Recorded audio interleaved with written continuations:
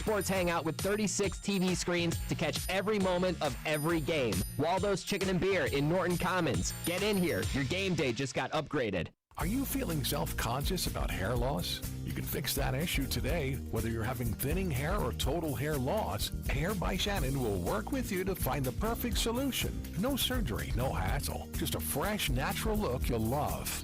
Hair by Shannon specializes in hair replacement systems that restore your natural look and confidence, with free consultations to help you find the perfect solution. Whether you need a full replacement, emergency service, or just a quick touch-up, Hair by Shannon has you covered with multiple systems and flexible payment options. Plus, as a full-service salon and barber, she offers everything you need to look and feel your best. Take the first step toward the new you and feel more confident. Call 502-572-4487 now, or visit Hair by Shannon on Facebook to schedule your free consultation today. Get the hair you've always wanted at Hair by Shannon, where confidence begins. 502-572-4487. Experience Ivy Tech from the comfort of your own home. Check out Ivy.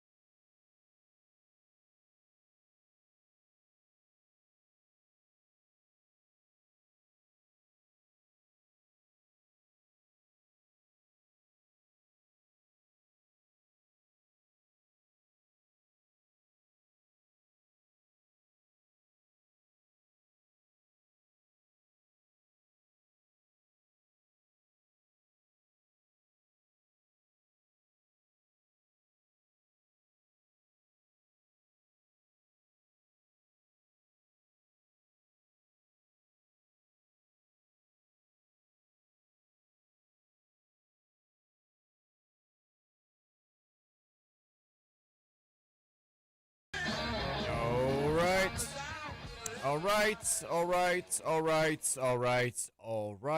One more. All right. Welcome, everybody. It is Monday, November 24th. Happy Feast Week to you. This is the Mike Rutherford Show, presented by United Mechanical and Nexus Plus. We are coming to you live from the world-famous University of Louisville College of Business Studios here in the heart of thankful Louisville, Kentucky. Colors fans, you can take your career to new heights with an MBA from the University of Louisville. The full-time MBA is an innovative 12-month program that accelerates your career trajectory with convenient in-person evening classes. Competitive 11-month paid internship opportunities provide you with valuable industry experience. It's the MBA that pays. Get started today, and you can earn your degree in just 1 year. The first step is hopping online and visiting business.louisville.edu. We are on the air today from 2:32 until 5:30 here on 1450 AM, 96.1 FM, streaming across the land, including on the Big X Sports Radio YouTube channel, airing live on WBNA Channel 21. You know us better as the Big X. Mike Rutherford, Roman Kelly here with you on a Monday edition of the show where there are no shortage of things to talk about as we kick off Thanksgiving week. A very eventful weekend in the world of Cardinal athletics. That doesn't necessarily mean good, doesn't necessarily mean bad. It means a hodgepodge of both. We've got happy basketball things to discuss, at least on the men's side. Not so happy on the women's side. We've got a multitude of things to discuss on the football side of things. I think every single one of them is negative at this point. So we're going to be kind of all over the place. And then to top it all off, it's a game day. Louisville men's basketball in action tonight against Eastern Michigan. Cards and Eagles will get things underway at 7 o'clock inside the KFC Yum Center. We won't spend a ton of time on the game just because Louisville's a 33.5-point favorite. Figure to move on to 6-0, but we will talk to you a little bit about Stan Heath's team and what to expect tonight. Make some predictions at the end of the show. But you guys are going to be filling up the Game Day Men's Health text line. I've got no doubt about that whatsoever. Hit us up at 502-414-1450. Questions, comments, concerns, topics, thoughts, whatever you got, we'll take it today. We'll get to you guys momentarily. First, we say hi to our guy, Roman Kelly, producing the absolute hell out of the show per usual. Give him a follow on Twitter at RomyBean. Roman, how are you, buddy? Doing well, Mike. I'm excited to react to this Louisville victory over Cincinnati and chat about Louisville playing tonight. Nothing else? Nothing else. Nothing else going on. Moved, got a new house, got a home now. First time I've lived in a, well, no, not really. But first time I've lived in a house where I was like moved into a house, you know? You guys are officially in now. Yeah, we're in now. Wow. I got a shed. It's great. Where did you put your first Live, Laugh, Love poster? Do you have one of those? Nope. Just painted above the door? I got the men's 2024-2025 basketball season poster up. Even better. Got to put the revival up, give them their shout-outs. We're gonna. I got to get some more sports memorabilia that the girlfriend also agrees with. I got a lot of old stuff. So, but we've got the Denny Crum book right on the coffee shelf. Shout out to Bill in Denver. Got that displayed. You got to get a Mike Rutherford book. I do. I've asked for one, but I'll have to buy one. It seems like so. It's No. I've got extras. I'll bring one in. I just forget. We'll make that happen. Watched a lot of college basketball. I'm a college basketball guy a little bit now. That's what I want to hear. It feels good to like enjoy it. I mean, I think that's the thing. I think that there were a lot of Louisville fans who over the past 4 or 5 years realized like they still loved college basketball. They still were watching in March, but they didn't love it quite as much as they thought because they weren't nearly as interested in when you weren't viewing it through that lens of how does this all relate to my team, you know? Yeah. We've always watched games midweek, but for a lot of people, I'm watching these two teams because I want to see how they stack up against my favorite team, even like they play Duke. I want to see how they match up against when they go to for that sure. game. Like it takes on a different effect when your team is 4-28 and you kind of know how everything's going to go the rest of the way. So yeah, I think a lot of people have rediscovered their love of college basketball, or for folks like you, there are people who are discovering their love of college basketball for the first time. That's what being really good at college basketball can do to you. It feels good. I mean, obviously, I didn't watch a whole bunch of games. I tuned into a good amount of games, caught a few minutes of them, watched some gamecasts of some games, just paid attention to a lot. But I just found myself wanting to pay attention to college basketball games, which is exciting. Obviously, getting a new place, that's always a fun new thing as well. My car's like fixed. I've got it all in a great spot. Knees doing great, so life's good. Can I tell you something on air? I didn't watch the football game, though. Real quick. Go ahead. I had a dream last night that you and I were running drugs together. And I tore my ACL. No, one of us was driving a semi in this underground network. That can't be good. Yeah. And I was like, I'll do it. And then it was one of those. I'll do it. It was one of those where I realized I was like, I don't know how to drive a semi. And then you were very much like, don't worry about it. I'll take care of it. And it was like, if you don't hear from me between 2 and 5 a.m., things have gone wrong. And I was like, what is happening right now? I was like, how did we get ourselves into this mess? I woke up very confused. You've been watching too many Netflix shows. I have. That's exactly right. We started watching the Beast and Me with Claire Danes, and I think that's exactly how it got into my mind. It was the last thing that I watched last night. Funny you say that. Saturday morning, me and Holly leave to go in our heads to get a box truck, and we're driving on the way there. We're talking about it. She's like, so do you have your insurance? I'm like, what do I need my insurance for? She's like, to drive the box truck. And I was like, oh, I'm driving it. She's like, God. Well, yeah, I'm always hitting curves and stuff. Of course you're driving it. I was like, now that I think about it, I've never driven a box truck before. Oh, man. But, of course, you've got to reserve that kind of thing, like days in advance. All of them were reserved for a Saturday, which we just didn't know. We weren't familiar with the box truck reserving game, and you can't do a day up, basically. I think I had to reserve them 75 different times when we moved 10 minutes down the road last year. Just always more stuff to move than you think. To go 7 minutes away. That's the way that it goes. Yeah, it's same thing. We're in the same exact zip code, and yet it took 3 years. Luckily, Cool Dad's Cool's got an extra pickup truck, and we just 4 or 5 extra trips instead of one. That's my guy. There it is. He knows what he's doing. So I had planned on coming in today, and I was like, we'll lead with our best foot, right? Basketball, Friday night was fantastic. I think everyone was riding that high into Saturday. The vibes are immaculate. We'll start with the good, and then we'll kind of work our way down to the not so good, which in this case is football. I think that's changed. Not the dynamic, but as far as what the main topic of conversation is amongst the fan base because of the news that's come out surrounding the football team today, all the injuries that are out there. There's only so much that can be said about Saturday's game in Dallas. You lose 38-6. Nobody looked good. The defense didn't look good. The offense, didn't move the ball at all with the two new quarterbacks and the lack of a running game. And the only thing that was interesting for Louisville fans about last Saturday's game was, can this team drum up some enthusiasm? Can Jeff Brom keep this thing together enough that they can, even if they don't win, have enough momentum to feel like we've got a fighting chance to beat Kentucky, salvage something out of this season, and then go into the offseason with a, 8-4 season, but at least you beat Kentucky, at least you beat Miami, and it wasn't all bad at the end of the day. And now I feel like hope for that actually happening is dwindling, minimal, not there at all. I don't know, because the team certainly did not look like they cared at all on Saturday.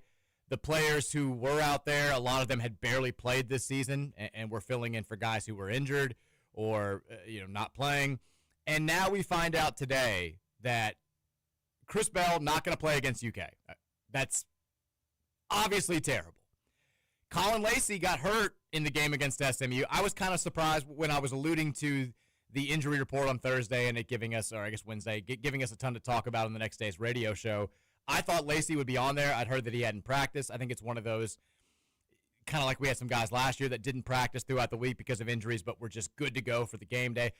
He's been playing banged up for a long time. He looked very banged up during the game when he left on Saturday. Not sure what his availability will be for the UK game.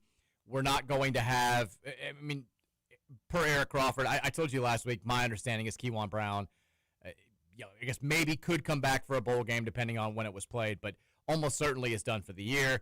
Eric Crawford says Keywan Brown won't play, Isaac Brown won't play, and Duke Watson also will not play against Kentucky on Saturday. We'll see about Antonio Watts. I think there's some other guys that are probably not going to play in this game.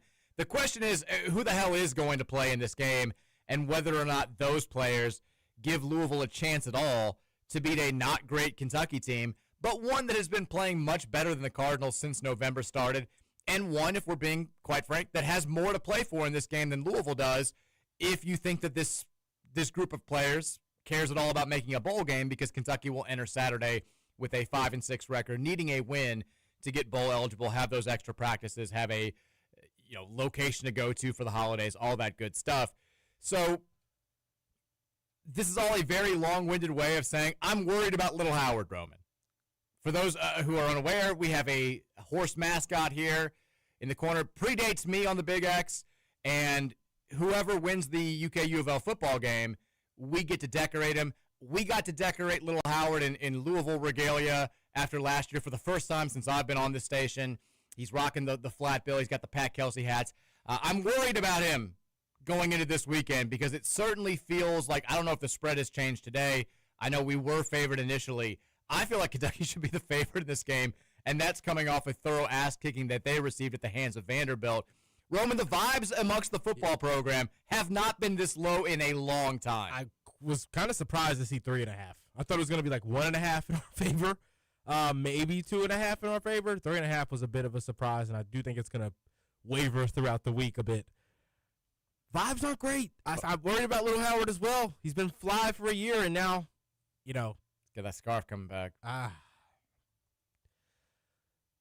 And the scariest part, though, is not even just the injuries.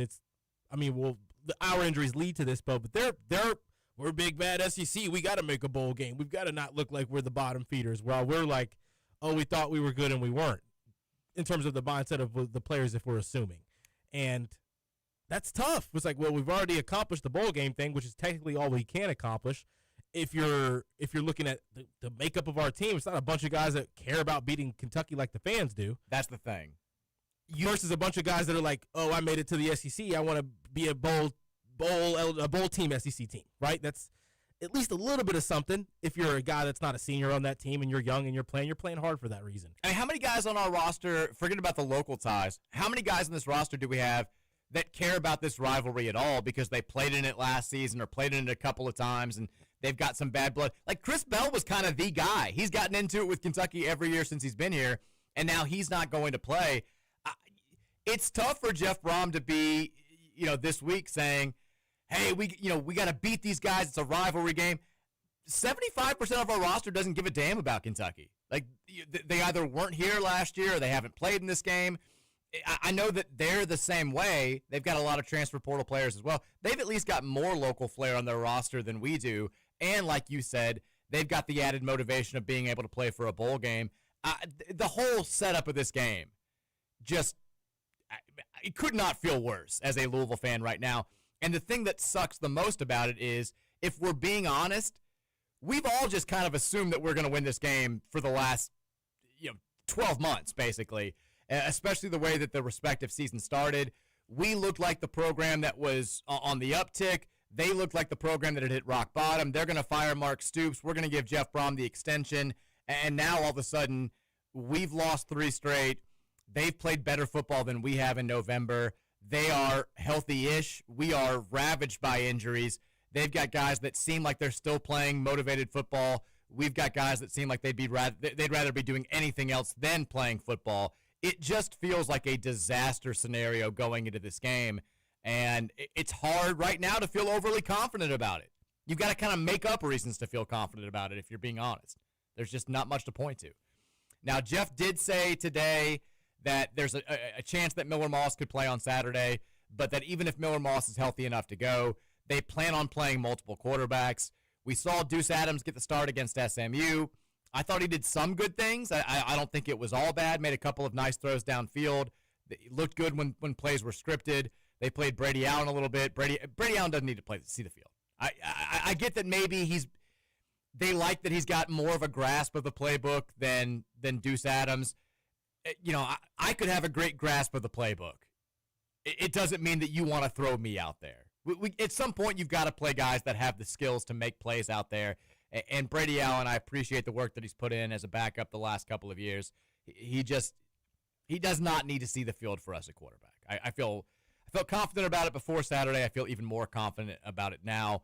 Roman, if you've got a healthy enough Miller Moss, and you've got Deuce Adams, who didn't look terrible, but we only threw for 20 yards in the second half against the second worst pass defense in America. We only scored 6 points in a game. Who do you give the ball to in this situation? Both. Who do you start? If Miller Moss is in this world healthy enough to start the game. My gut is saying Miller Moss. I kind of feel like you start Miller Moss. My logic says Deuce. Got a game under his belt. Got to feel it. Got to go out there and experience it. Give him a full week of reps as the first team guy with his first team receivers, whoever that may be. Even those, the quote unquote, that's going to be his guy. That's going to be his teammate. Like his Dakari Collins. Let's his go. unit's going to be the healthy unit out there Saturday. They'll be more comfortable than Miller will with those receivers. Not really, but I do think that it's tough because clearly, obviously, has a bit better handle in the playbook, and more experience when plays break down. But the willingness for Deuce to try to use his feet makes me want to give him the nod. In terms of what I'll be more excited than in the highlight plays. Like, that's the guy that may be back next year. He may be connecting with some of these young guys, even though if it's only running backs. But get him out there, let him feel it. You're already in a bowl game spot. Miller, I don't know what his after. At this point, if Miller's not healthy and he's coming back, you probably have to give him the go just because that's who you pay. That's your starter this season. You tell Miller Moss this is a legacy game. Like, this may be the last meaningful football game you ever play in. Exactly. So because of that right there, that's the one factor that's like, if Miller puts the helmet on and you hand him the ball, you're gonna get all you get. Like, Miller's gonna give it all he's got. I don't think Deuce isn't gonna not give it all he's got, but all he's got may not have enough experience with the playbook in specific. With that being said, his feet make me more inclined to want to see him out there as a fan. The other thing, there's certainly concern about the game Saturday against Kentucky. If we're being honest, though, their D-line's Well, They're a whole different tier. But I was going to say, winning the game, it salvages you from more of a disaster. It doesn't save the season or anything like that. You go 8-4. I think we talked about the levels of satisfaction of a season based on win-loss going into the year.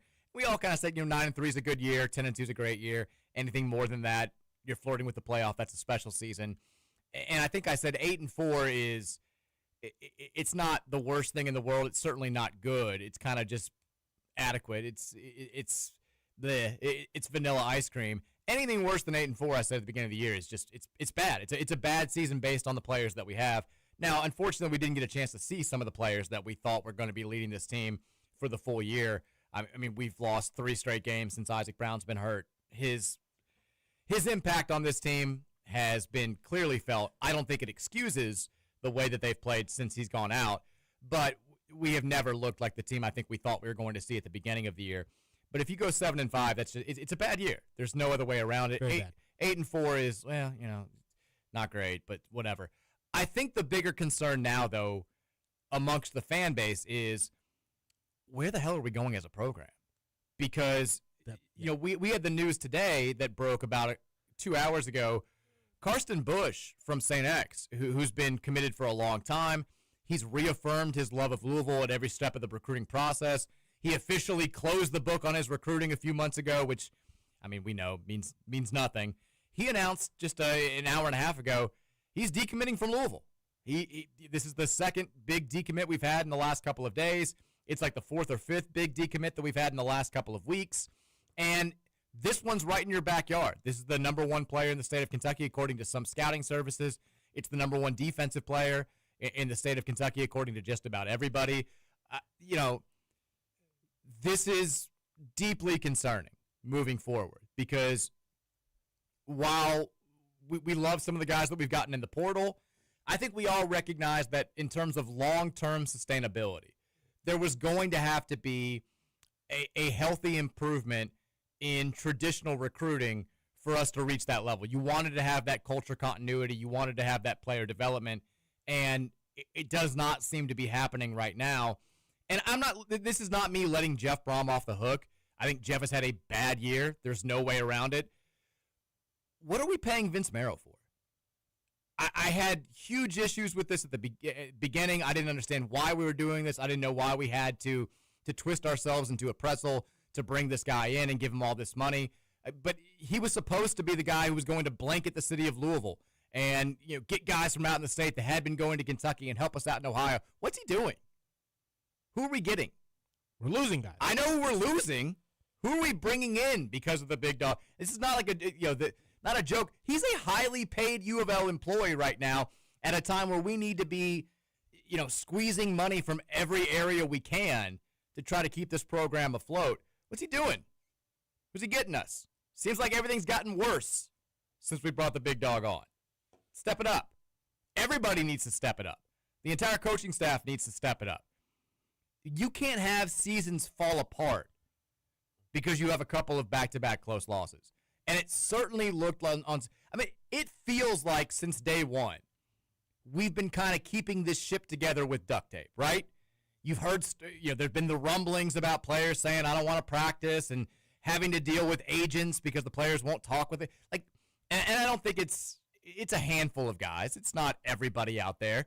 But it does sort of feel like there's been a lack of buy-in from certain players in certain areas. And you did kind of get the sense that we were a couple of close losses away from maybe things starting to fall apart. Thankfully, we were able to avoid those early in the season. We had, we got it done against James Madison, had the come from behind win against Pitt, had the big game performance against Miami. And then the second that we have a couple of close losses to not great teams, everything falls apart. And now all of a sudden, I think people are looking at this and saying, it'd be one thing if you felt like this was building towards next year and we were going to be markedly better next season. This was always going to be kind of it felt like a step back next year. This was the year where you had to take advantage. And then if you go 10-2 this season, flirt with the playoff, or 11-1 and make the playoff, and then next year you go 7-5 or 8-4, okay, not ideal, but maybe we're building towards bouncing back in 2027. We can deal with a down year if you've had a great season the year before.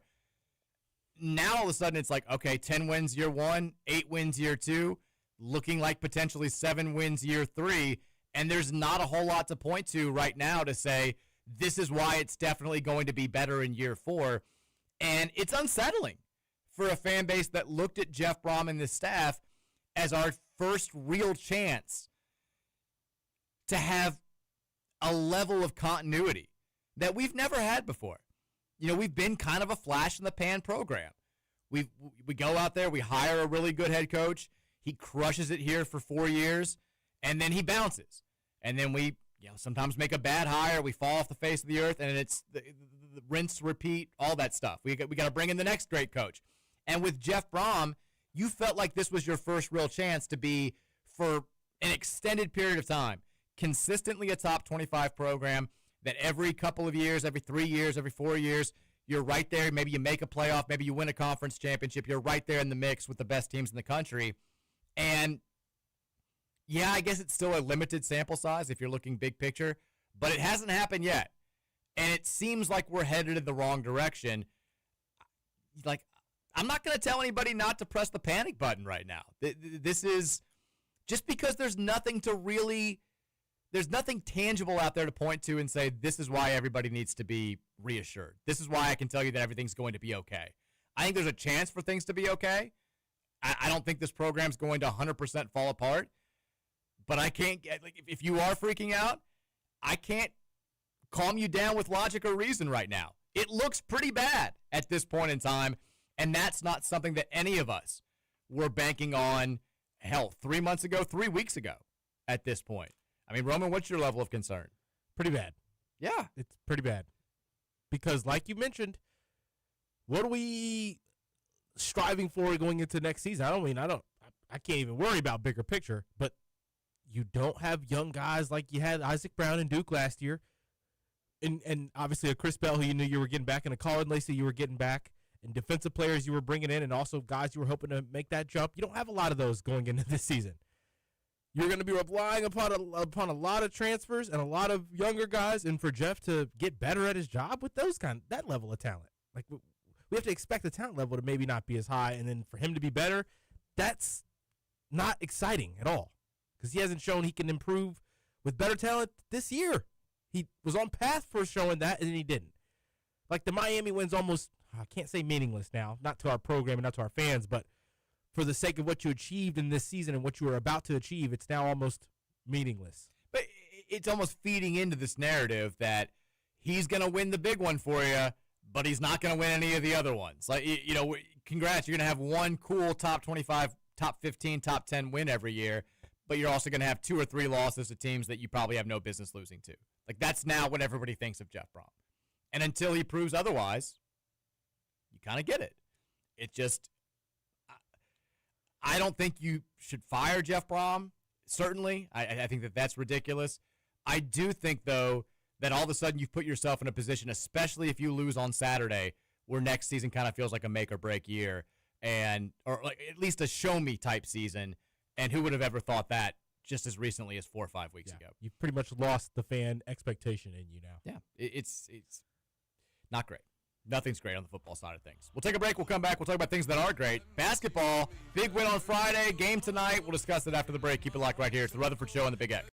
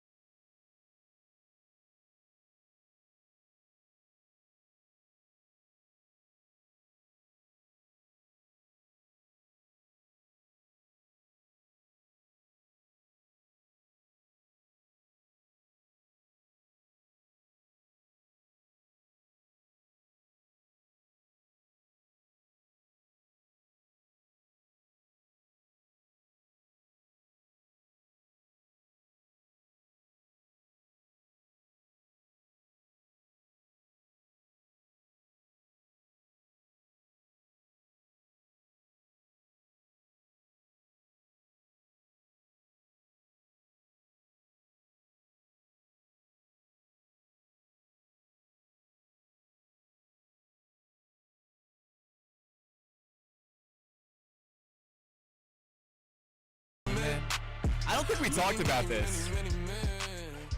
What do we think about the team coming out to Many Men this season? Well, this is Pop Smoke got it on me. But the one that they did it, They used this one.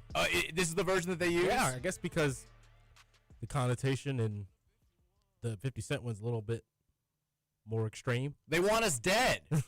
They tried to kill this program, Roman. Yeah. It didn't succeed. Got hit with 5 shots. We're still breathing. I like it. Okay. I like it. I think it's, it was great for the intro video. Great start to the season. Well, I think, and someone can correct me if they can find this, I think that Javon Hadley, during one of his ACC Media Day interviews, was asked what he listens to get, before games. And I think he specifically said 50 Cent and Many Men before games. So I don't know if that was a byproduct of that. But I like it as someone who very much enjoys the G Unit era. I like it as well. Songs are very similar anyway. It's a great song. Big fan. Welcome back in. It is the Monday edition of the Mike Rutherford Show presented by United Mechanical, 1450, 96.1, Big X Sports Radio. Hey, who's ready for that to stretch that Christmas budget and still give great gifts? Right now at shoppingkentuckiana.com, you can grab half-price gift certificates to some of your favorite local spots like Malibu Jack's, Parlor Pizza, 5 Iron Golf Louisville. Imagine giving someone a $500, or not $500, $100 gift card, but only having to pay $50 for it, or a $40 gift card and having to shell out just $20. That's the kind of Christmas math that everyone loves. These are perfect for stocking stuffers, family fun, or even a little treat for yourself. Don't wait, though. The best deals always disappear fast, and this is no exception. Go to shoppingkentuckiana.com and grab a half-price Christmas deal before they're all gone. All right, so, do you have anything else to say? People are saying that they used the 50 Cent one before the UK game. What was the very first game of the season? Very first game of the season was, what, Jackson State? That one where they had the intro video with the guy, like the players are in the video? Uh-huh. I'm pretty positive they used the Pop Smoke version. I've just seen the Kentucky one. That's all I've seen is that video for us coming out. But regardless, any version of Many Men, I'm in favor of. Do we have any parting thoughts on football before we mercifully turn the page and talk a little hoops? Not really. It's bad. I don't know what you want me to say. Bad. Boykins look good. Yeah. Braxton looked okay during some time. The defense looked bad, too. That's the other thing is we went out there. The defense hasn't forced turnovers in like 4 weeks. Clearly, the offense has been more of an issue. But the defense also, we just sat back and let them pitch and catch all over the field. Did nothing to make at a certain point, it was like, all right, I think they're going to throw a short pass here, guys. They did nothing but throw short passes the entire game, and we just sat back there and let them. And if the defense doesn't go out there and hold Kentucky under 24 points on Saturday, you got no shot. Because that offense ain't going out there and scoring 28 or 35 or anything like that with all those guys out. The defense is going to have to win this Governor's Cup, and it kind of felt like the defense packed their tent up a little bit on Saturday as well. So, once again, it's just like, so there's nothing good going on the football side of things. I'm sorry. I wish I could give you some cause for optimism. Maybe some will develop over the course of the next 2-3 days. But for right now, this feels like the all is lost moment for Louisville football. A little bit. On the other side, though, men's basketball. Very much not all is lost. The Cards go up to Cincinnati on Friday. They come home with a 10-point victory. The Louisville fans showed out. We were kind of wondering if it would be more of a neutral court than a home court advantage, and it wasn't. It was a home court advantage. It was just a home court advantage for us in Cincinnati. I can't tell you how cool it was hearing the announcers on multiple occasions say, this very pro-Louisville crowd here in Cincinnati, which if you're a UC basketball fan desperate for that program to get back, that just has to be the absolute biggest kick in the gonads imaginable, hearing something like that. But the Cards fans who went up there, producer Matt, our boy and his family, they showed out.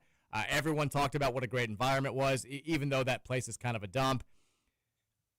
And Roman, I'm sure you talked about it a little bit on Running with Roman. I love the way that Friday night played out. That's one of those early season experiences that I think pays great dividends down the road.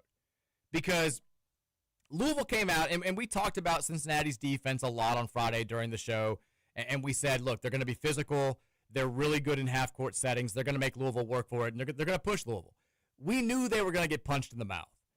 And I think the question was always going to be, well, how do they respond after that? And they didn't respond by just relying on their superior skill and making a bunch of 25-foot threes that were heavily contested and pulling away that way. They won by matching Cincinnati's intensity. They won by matching Cincinnati's physicality. They won by executing better and being hungrier in the second half after coming out there and looking like they weren't the hungrier side in the first 8 minutes of this game. I love that. Figuring out new ways to win is a crucial component when it comes to being as best prepared as you possibly can be when March rolls around. And they found a different way to win this one than just shooting a bunch of crazy challenge threes and making them and relying on their skill. I thought it was wonderful. I thought some guys really stepped up. I thought Michael Brown at the end of the game made special plays despite having kind of like a C game for him for all purposes. Ryan Conwell was a star once again. Yep. Kind of kept the team afloat when things were going poorly in the first half. He's been that rock for this team all season long. He was that rock again on Friday night. Like, don't get me wrong, would have loved to have gone out there and won the game 98-62 or something like that. But I loved what this team learned about itself on Friday night, Roman. I do too, Mike. And one of the more, like, not necessarily for the sake of how it felt, like being down and feeling adversity, but still being excited to be in that game versus like every other time it felt like, I mean, we weren't down like that very many times last year once we got into a groove. But in the last 4 to 5 years, just every time the games start like that, they always either stayed like that for the entirety of it and got a little worse, and we'd make one little run, and then it would look bad again how it did for the other 80% of the game. This was like, I was getting more excited throughout the beginning of this game, knowing that we have the ability to overcome those things that we weren't being able to do out there, and it was only a matter of time. And that's one of like the best feelings, in my opinion, you can feel in sports, when your team's not doing what you know that they're capable of, but it's not out of a like lack of talent or anything like that, and it's not out of a lack of coaching ability. It's a matter of literally not. They're seeing something that they're not understanding, and they have to go understand it throughout the game, and they're able to do so. Partially, that's due to just not having seen a team built like Cincinnati all season long yet. Kentucky doesn't have that kind of size and aggression and defensive ability, in my opinion, nor the protection on the interior as well. And I felt like we combated it extremely well for what we like to do out there. So, like, we didn't have to, like, go out of our game. We just had to go about it in a couple of different ways, which was cool. To your points here at the beginning, last year, like you said, we didn't get down a lot during that stretch in January and February when we were so good. The games that we did lose last year, though, pretty much all of them besides that battle for Atlanta's title game against Oklahoma, it was like you get behind by double digits, and then they either blow you out like Tennessee or Ole Miss, or they just kind of kept you at arm's length. Like the Kentucky game, they never let us get too close. Georgia Tech. Same with I think both Duke losses were kind of that way, and then Creighton just kind of, they thumped us pretty much from start to finish. And you're right. In this one, we fall down 15-4 and then 17-6. And I don't think there was ever, it was frustrating that the team wasn't scoring. But I think every Louisville fan had the same thought. A run's coming. We're going to get back in this. There wasn't any thought that we were going to be just down by double digits the entire game, and those first 8 minutes were going to be the deciding factor. We knew the team was going to adjust, and thankfully they did. I loved the fact that, Pat Kelsey said for the first time this year, he kind of had to, like, mother bleep these dudes a little bit during halftime. That's my word, not his. But he's like, we had to get stern monologues in the locker room at halftime, and he said, I don't like to do it a lot because I think if you just yell constantly, it takes away from the effect. When they know I'm more of a mild-mannered guy and more of a focus on the positive type coach, when I do have those moments where it's challenging guys and kind of getting their face a little bit, it resonates more. Yeah, probably helps that he's naturally yelling a little bit anyway. Yeah. So that means he was really screaming. But he said, and it showed, he said the two guys that he really kind of laid into were Sananda Frew and Michael Brown. And, Sananda had a terrible start to the game. He was, when we fell behind in that first segment, he was the guy that I think everybody looked at and they were like, ooh, it's a rough stretch from Frew. The first 90 seconds of the second half, he looked like an entirely different player. He looked like a guy who'd just been motivated. And then with Michael, it was, he didn't elaborate into what he said, but for me, I was getting frustrated with Michael not pushing the ball. We talked a lot on Friday. You don't want this to be a half-court game. They're going to run. Create transitions. Yeah, like our best opportunity to get the best shot, the best shot possible is to run and get a look before they get fully set up. And we were getting defensive rebounds and getting the ball to Michael, and then he was just kind of like jogging it up the court. And I think everyone was going, go, go, go. And second half, totally different. He was pushing pace a lot more. We were getting better looks out of transition because of it. And you could tell that those were the two guys that needed to step it up significantly, and they did. They answered the bell, and that's a very good thing for the remainder of the season. I thought that, and another thing, I'm not trying to pat ourselves on the back too much, but we talked about this on Friday about how, Cincinnati's front court, they've got a behemoth in the middle, and Chom is really good. He played very good in the game. 7'2", 250-pound center. Baba Miller, 6'11", and versatile. The Abayami kid who was not very good in the game. He's still 6'8". He's an electric athlete. And we were saying, this might be a rough ask for Javon Hadley to be a power forward. And it looked like it. This is one of those games where last year we had no pivot. Hadley had to play the 4 for the entire. It was just like, Javon, do the best you can, man. And because you got to play 35 minutes. The great thing about this team is we didn't need Javon Hadley to play 20 minutes. He didn't have to be a big time difference maker. Out of position for the entirety of the game. He did some good things while he was in there, but it's a bad matchup, and they're going to be games that are good matchups for him. But we really needed a combination of Kason Pryor and Kenai Roots to step up and give us impactful minutes off the bench, and they both did. I thought. I thought Kenai was fantastic. I know the box score won't really say that for either of them, really. Yeah, but you can feel it. I've mentioned it a couple times this year. Matt Childress actually mentioned it once with Kason Pryor earlier in the year. The energy level raises when they come in the game. Yes, it doesn't matter what's even really happening out there at this point. We could be up 15. They're going to come in and raise the intensity level. And it's part of just knowing what the system is, knowing what it takes, but it's also having an IQ on the bench, knowing what your team needs, paying attention to the game, and knowing how to come in and immediately impact it. They've both done a great job of that in the last 2 games, I've thought.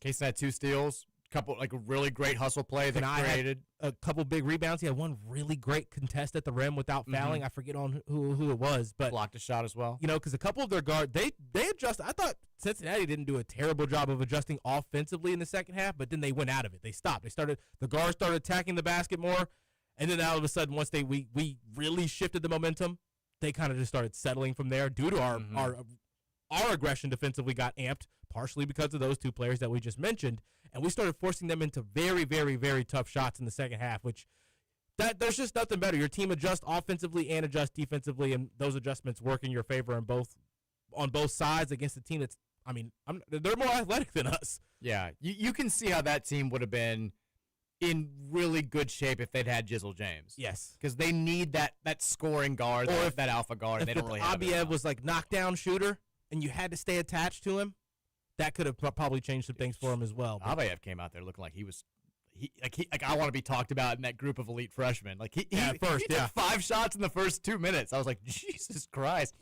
He was out there pulling, and then I think in the second half, West was like, all right, why don't we sit on the bench for a little bit and think about this, because he was a little bit out of control. Yeah, and it felt like it was going to be a Day-Day's game there for a moment in the second half. But we did a great job on Day-Day Thomas in the second half, because the first half, he came into the game shooting, I think, 63% from threes. 2 for 3 to start the game off. And we left him alone for all 3 of his attempts. And it was one of those where there are guys in that team that you can leave open from the outside. Celestine, you're fine. Abayev airballed a couple shots. I think you felt comfortable with him taking threes. Even Krisa is sort of hit or miss. He was the one guy where it was like at halftime, you cannot leave him alone on the outside. He's the one guy that you cannot leave. I don't care where our rotations are. Do not leave him. And he went 0 for 3 from 3 from the outside. All 3 shots were heavily contested. And we forced him into becoming a driver where he's a good player. He's not supremely talented. And he's not going to be able nifty, but doesn't have all the skill in the world. Exactly. He does the best he can with what he has. But ideally, he's not your lead guard. And like I said, they've kind of been thrown into that situation because of the kicking off the team of Jizzle James. But Cincinnati's good. I think they'll be fine. I think they can be a tournament team. I think they'll be competitive in the Big 12. that defense really will keep them in a lot of games. But for us to be able to withstand that and then go on that run where we just kind of flexed and said, look, you guys are you play hard, you're really physical, but when we match that physicality, pound for pound, we're just a better team than you are. And if we take away that advantage that you had in the game's first 8 minutes, you've really got nothing over us. And I think that this will be a game that we look back and point to and say, it was a moment where we really, really committed on the defensive end. Because there were possessions where we looked more like guys were more locked in their defensive stance. They We were were more feeding focused them to switching. the spot, ready for whoever it was to get the pass. We were on the catch. And we were getting beat to the spot consistently in the first half. Second half, totally different. And I think the guys that you point to and say, first, I thought Conwell defended out of his ass. I thought he was great. We on gave him a that end. shout out in the Run In with Roman show. Oh, I thought he was wonderful. Because the shooting, you're going to highlight that and what he did offensively, especially Sure. coming down to, they cut it to 4 there. Yeah. It got close again. And he was able to be He locked down. just cool, calm, and collected at the end of the game. The step back that's elite. He was tremendous in But this the whole defensive game. effort, I felt like, was on par with his offensive game. I think he was great defensively. I thought Adrian Woolley was fantastic defensively. I thought Kanai was really good defensively. And I thought Sananda was really good defensively in the second half. I thought those 4 guys really stepped it up. Michael had a couple of big steals where he just beat guys to the point of attack and made ridiculous plays. But if we can have that, and then Javon's always going to be rock solid defensively when he's out there. He's just undersized against some certain matchups. If we can just have that level of defensive intensity throughout the season,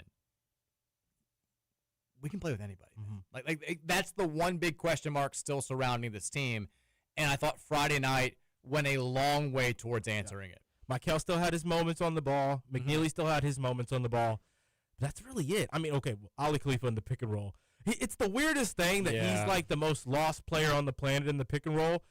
But then in the half court, if he's watching the ball and he's able to get in good defensive position, he can test the rim very, very well for a player that's not getting off the ground very high. It's kind of weird that you would think that he's just going to be – he had a couple bad fouls, but – It's so weird watching him play basketball. It's like, wow, he just made Cham miss at the basket on a drop step where you thought he was going to dunk it on his head, and then the next play down, he's on the three-point line after his man gets screened. He also, he's got to foul better when he's giving foul. Because there was a play where he fouled and they blew the whistle, and then he pulls his arms back and lets the guy finish the play for a continuation. With that continuation, if you get called for a foul, you got to finish that foul. You can't let that happen. He did that a couple of times. Khalifa is so, and I thought maybe we would use him a little bit more because of the offensive advantage. He did not pass the ball well either. They had better in the second half. Yeah, they had him figured out, and that was a game where he just could not play defensively and really didn't look like he fit in offensively either. Because he's not really a threat to score the ball. He's not as much. The outside shot hasn't dropped for him so far this season.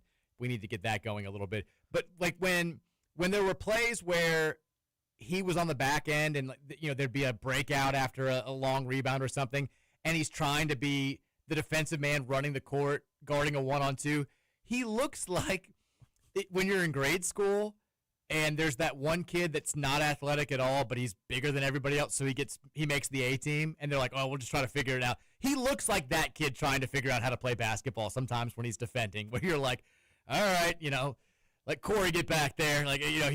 He's not, doesn't really know what he's doing. But slow and he doesn't know where the ball's going. But he's 6'5", and the rest of us are 5'7", so he had to make the A team. We got to put him out there. He looks like that guy sometimes where I'm like, it's not a thing of beauty. Passing the ball is absolutely artful, but when he's trying to move and do anything remotely athletic, it's like, oh man, this is just.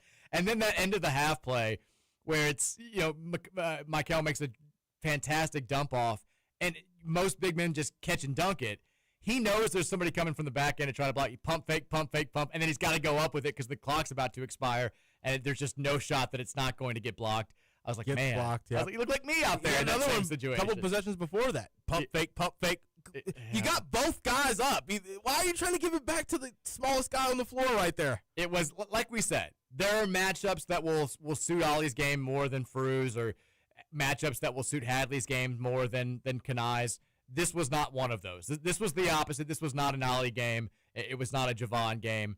But thankfully, those guys are great teammates. They stayed up. One thing that I love, too, you talked about the energy that Kanai brings. He could have easily pouted a little bit after scoring so well the first 2 games and then not playing a ton against Kentucky and seeing his minutes go down and maybe being like, oh, I should be playing 25 out there. Or been like, I'm shooting everything when I get out there. If you're not going to play me as much. I'm out here to prove something. He doesn't do that. Like he is exactly. He got us tatted, Mike. He knows. He's what Pat Kelsey wants all of his guys to be. He gets out there. He makes a big play, like makes a big deflection. He's yelling. He's screaming. He's getting the crowd fired up. The place went nuts after that pump fake layup that he scored on. Like I love watching him play, and he was instrumental in our key stretches in the second half where we gained separation. He was fantastic out there. Kaysen was the same way. I thought Woolley was really good. I know I tweeted this during the game. I think Adrian Woolley is going to look like a different guy by March. I was going to bring this up. He doesn't have a weakness in his game. He's figuring it out. But you can see, man, like all the little stuff there. First of all, he defended like Preston Knowles. He did. He looked great out there. He was like, nobody's scoring on me. I'm locked in. And then you can see him kind of figuring out the difference between a good take and a bad take and when to try to score when you get that advantage and when to try to look for the guy on the outside when you get that advantage. He can shoot it. He can finish around the rim. Him and Kobe Rogers are like old Jerry Smith and Preston Knowles, Mike. I can see that. But I think Woolley's got more of a game offensively. Yeah. You can see why people look at the team and say, after Michael, he's the guy that could make it as an NBA guy. And I think that he's only going to get – I mean, we've already seen him, I think, improve a lot over the first 3 weeks. I'm telling you right now, when we get to February, March, he's going to look like a completely different player. And with a lot of these guys, they're basically finished products. He's one of those players that can take his game to another level, and that can be the difference between – getting beat in the Sweet 16 or winning that game. Like, he could win or lose a game for us with his ability, and I think he's going to demand more minutes as time goes on. Like, he is going to be an absolute player for this team, and you saw a flash of it on Friday night against UC. I thought he was great. Thought he was great on both ends. I mean, the crossover he had in the corner, he offensive rebound, getting the bucket, just he does it all. He can do it on the ball. He can do it off the ball. He can play full court defense. He can play half court defense. That's been the thing for me, though, is that he is not – I mean, his game has taken an uptick defensively at a higher level of play. And that's just – you don't really always see that. I'm with you there. If you're a Cincinnati basketball fan and you're desperate for the program to get back like we were a few years ago with our program, how demoralized are you that you played this neutral court game, you got an old rival that you've been desperate to play for a long time now, and it's their coach is someone you probably could have gotten. Yeah, it's in your years back if you wanted. Oh yeah, without question. Yeah, if you wanted to get him instead of Wes Miller, you could have gotten him. But like you thought you had your Pat Kelsey with Wes Miller, you thought he was going to be the guy to bring you back, and you get that game, and all of a sudden it's like a Louisville home game Friday night. Danny was there and he was kind of texting us. He's like, a lot of red here, but he's like I was trying not to overdo it. I was just thinking maybe it's my section or maybe just people over. And then the game starts and you're like, man, it's legit 65-35 in here. It's more Louisville fans than Cincinnati fans, and our fans that are here are way more loud than theirs are. That had to have been a bad feeling. Like we came in there, we took over, and then we came back with a 10-point win. And now we'll see what happens with next year's game, because I said this on the podcast today. I'll say it again on the radio show. I'll be very surprised if they play that game at Freedom Hall. I don't think they're going to play the game at Freedom Hall. I think that something will change between now and then. I think that Cincinnati realized that playing the game at Heritage Bank was a mistake. There were a lot of technical issues there. They didn't, the fans didn't respond accordingly.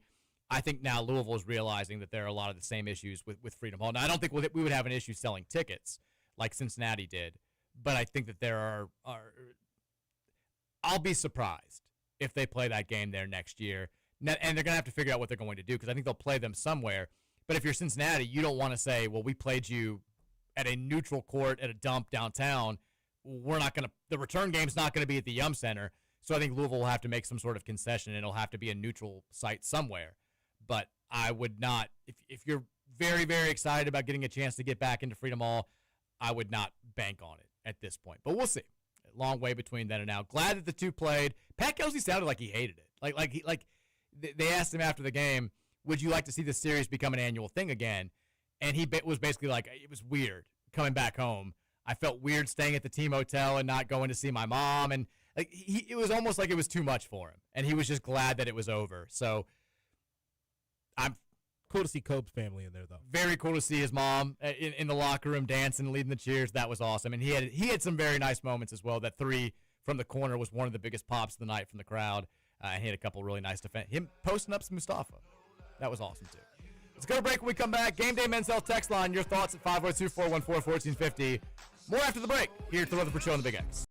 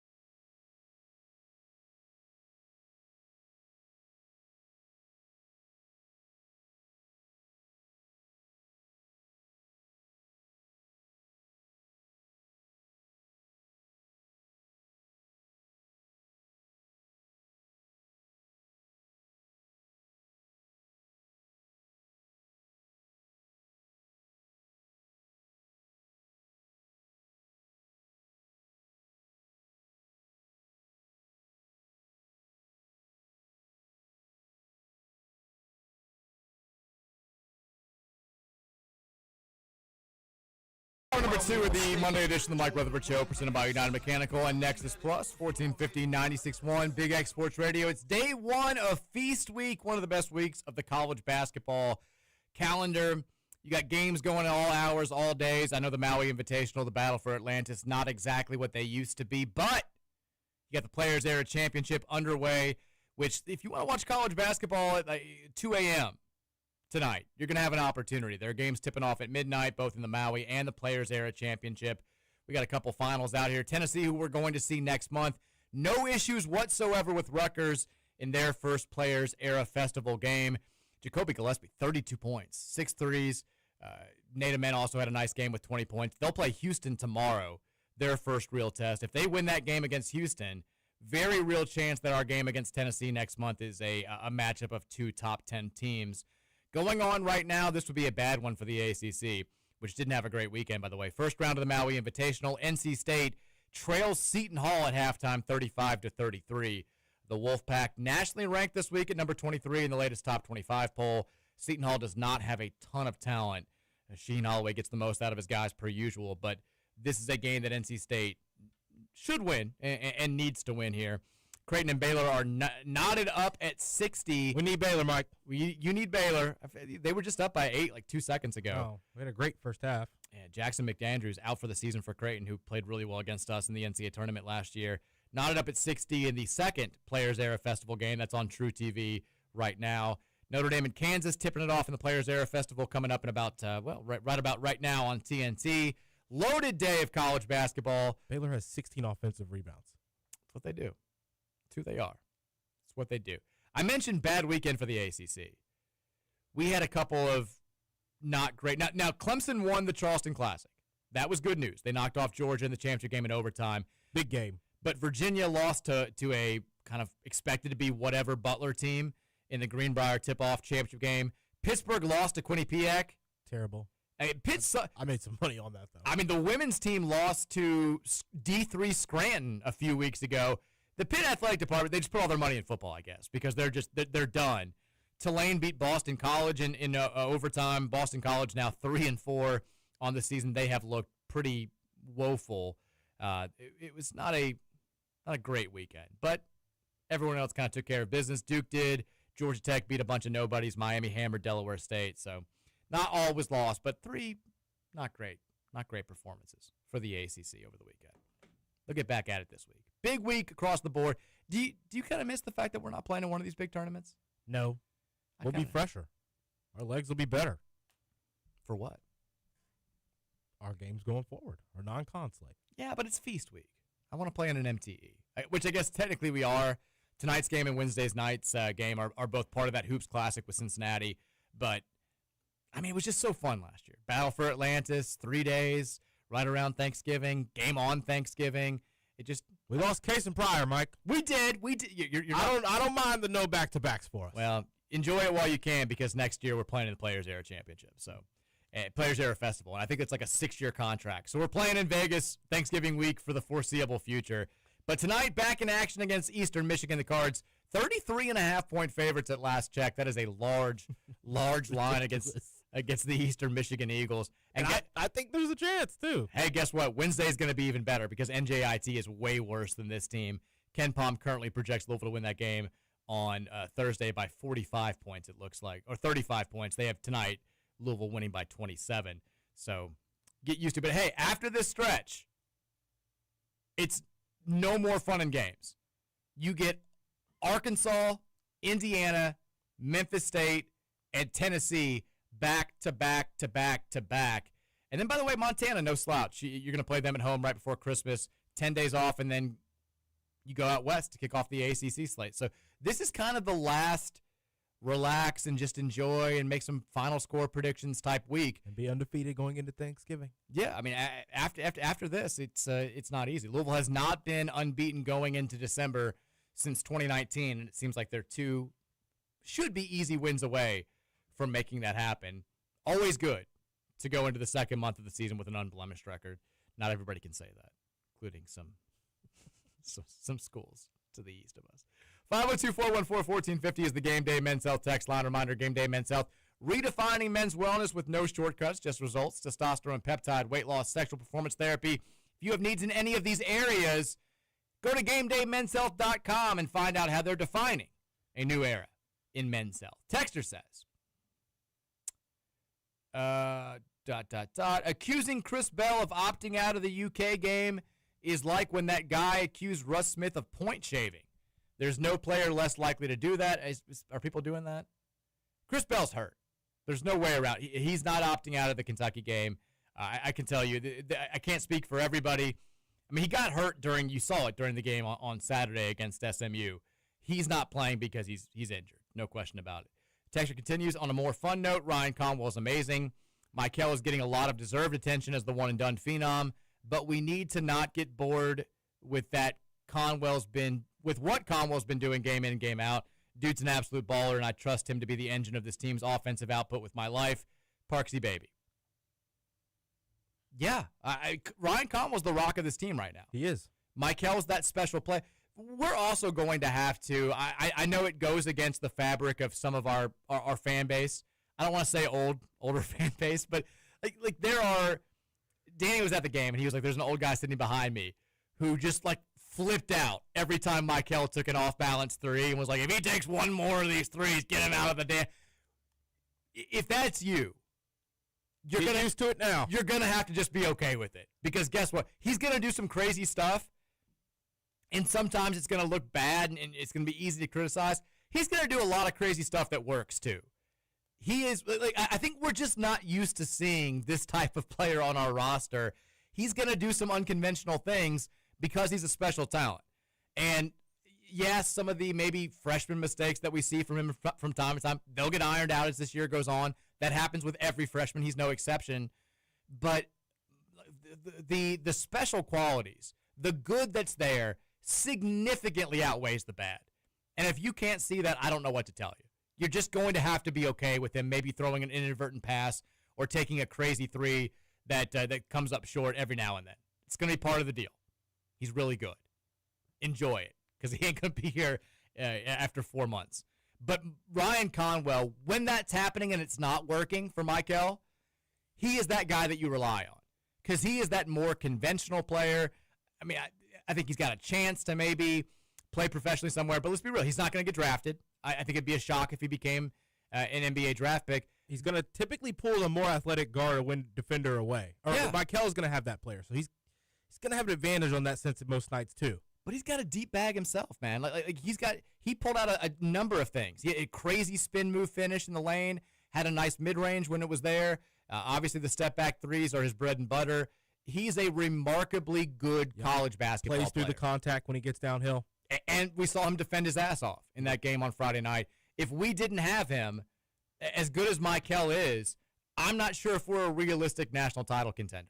And I know it's early to be making declarations, but and a lot of things could change through 3 weeks. I mean, talk me down if you think I'm going. I agree. I think we're a realistic national title contender.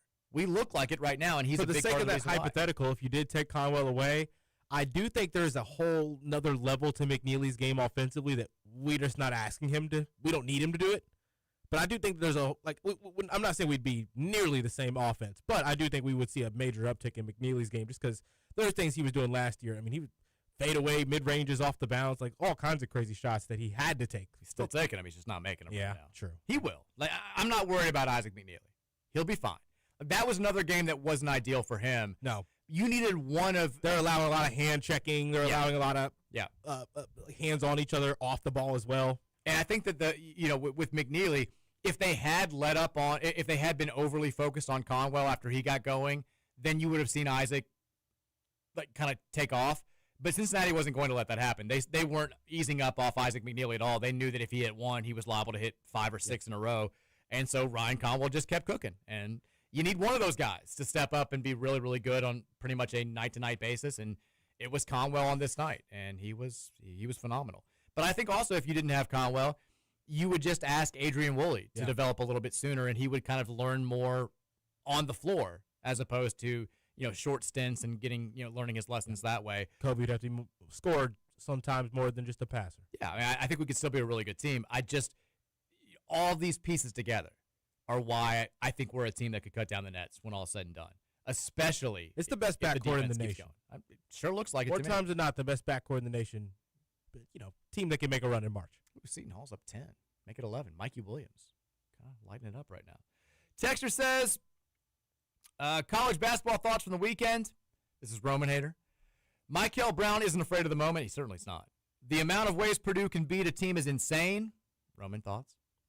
They beat Texas Tech by 40. They can shoot it. It was a good matchup for them. They can shoot it. Boston College and Pitt need to be relegated to Division II. They suck. Wake is feisty. They may be the best sub-500 team ever. I like Wake. Are they under 500? Surely not. 3 and 4. I or think 2 and 3. they've only lost the 2 games. Yeah, they're 4 and 2. They only lost to Michigan and Texas Tech. They beat Memphis on that last second shot on Friday. Great play. Great play. Also, they'd run it before, and Memphis just Didn't watch the film the night before. Did not watch the film from the game before, and I loved how they immediately put out the film of them practicing it the day before the Texas Tech game. It's the old Valpo play with Bryce Drew. There's a name for it, and that escaped me. But they ran it to perfection. They're going to be a problem in the ACC. Miles Colvin has been a beast for them so far this season, and he's only going to get better. Sorry, Roman Hater, continue. Big East might need to get lucky to get a third team in the tournament. Butler was a big win for them over Virginia over the weekend. Xavier got an upset win. Yeah, but Xavier stinks. They've already got 3 losses. I think they're going to be all right. You think they're going to be all right? Okay, I say all right. I don't think they're very good. Yeah, they're fringe bubble team. The team to watch. The team to watch for them this week is Georgetown, because they play Dayton in one of these 4-team events on Thanksgiving, and if they win, they'll play the winner of BYU versus Miami. And Georgetown right now 5-0. They beat Maryland, which was a good win. You said they play Dayton? They play Dayton on Thursday. That'll be a good game. It should be a good game. Dayton's not bad. They're not. Your Flyers. My Flyers. They played Cincinnati. Okay, they've been pretty good since then. Marquette. But Georgetown, they beat Clemson, which all of a sudden is a win that looks better after Clemson wins the Charleston Classic. They're 5-0, and I think there's a common thought that maybe they are the third best team in the Big East. If they can step up and solidify, if you can have 3 good teams at the top of that conference, that goes a long way towards legitimizing the league. But yeah, it's not going to be a good Big East this season so far.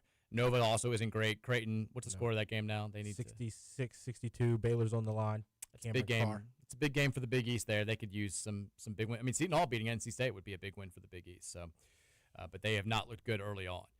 Texter says, that was by far the calmest I've been watching a basketball game where we were down 11 and had made a field goal in 7.5 minutes. Definitely. My girlfriend asked me why I wasn't yelling at the TV.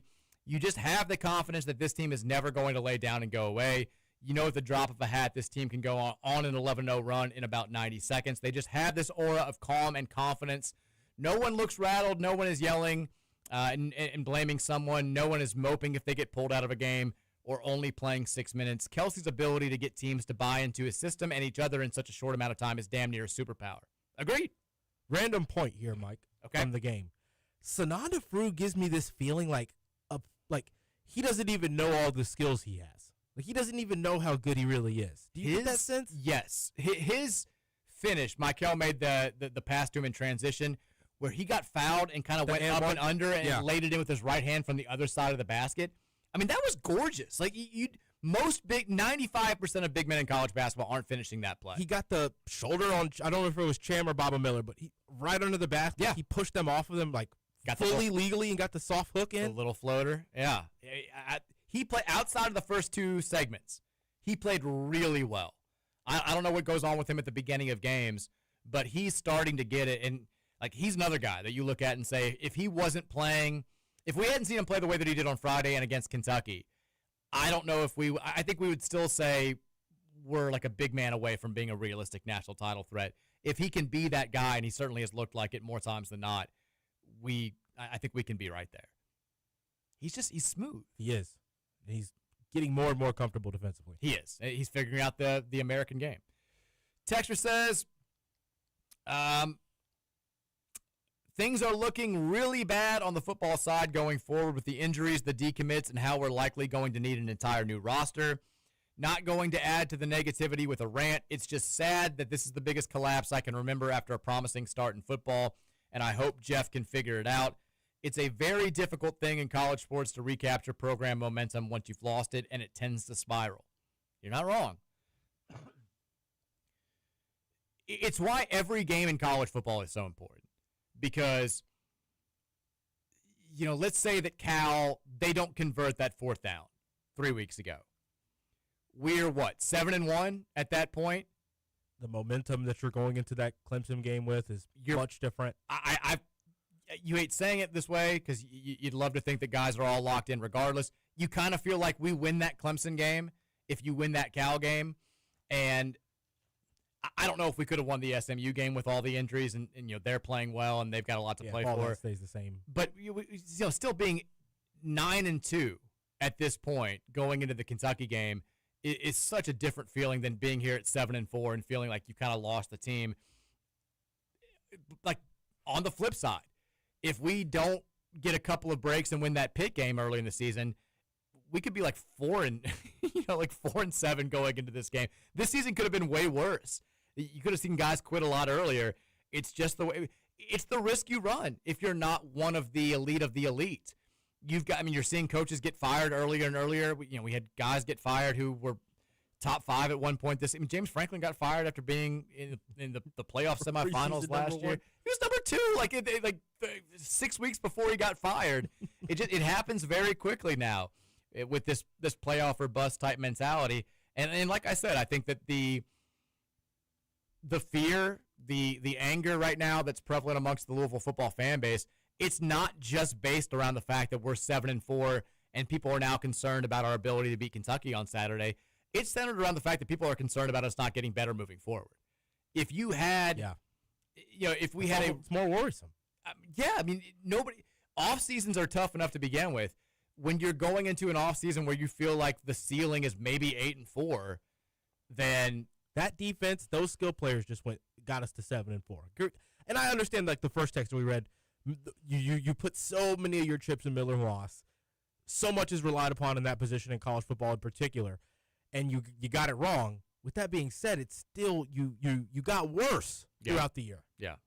With everything other than Miller Moss, that should be enough to not get worse throughout the year, in my opinion. Well, and you got worse. And if you're a quarterback guru, then why is the quarterback getting worse? It's not. It's a fair question. And you look at the complaints that the fan base had when they were winning in September. A lot of those things didn't get fixed. It's the penalties never got fixed. The penalties never got fixed. It seemed like this team had a lack of energy from day one. Remember the whole they're not dancing during Joker and the Thief. There was some not necessarily that. Yeah. But our sideline always looks like the one with less bounce, regardless of who we've played this season. It has seemed like there has been a disconnect between this staff and this team that wasn't there the last couple of years.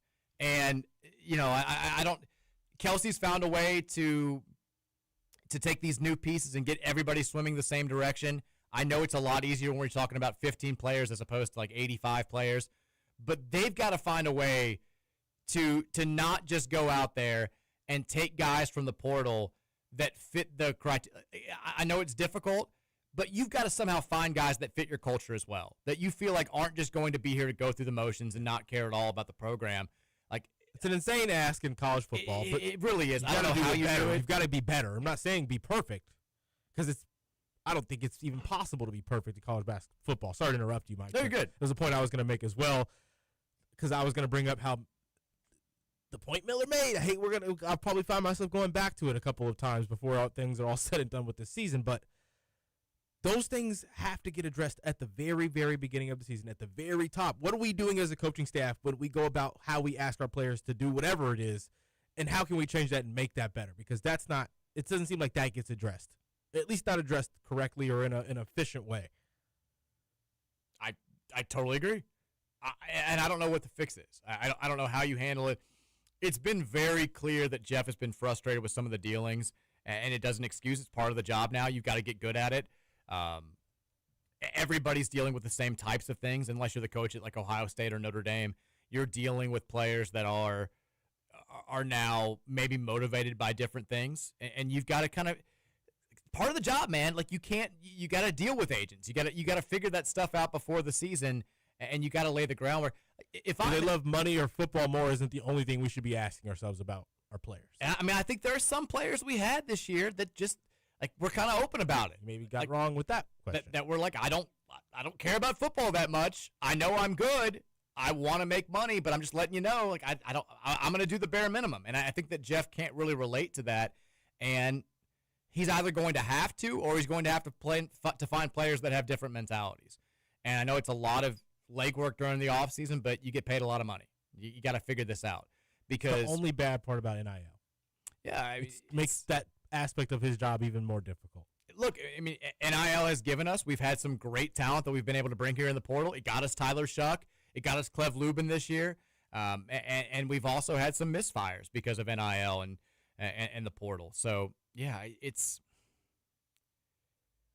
tough because, this feels like now suddenly out of nowhere, a pressure-packed offseason for Jeff Brom and company.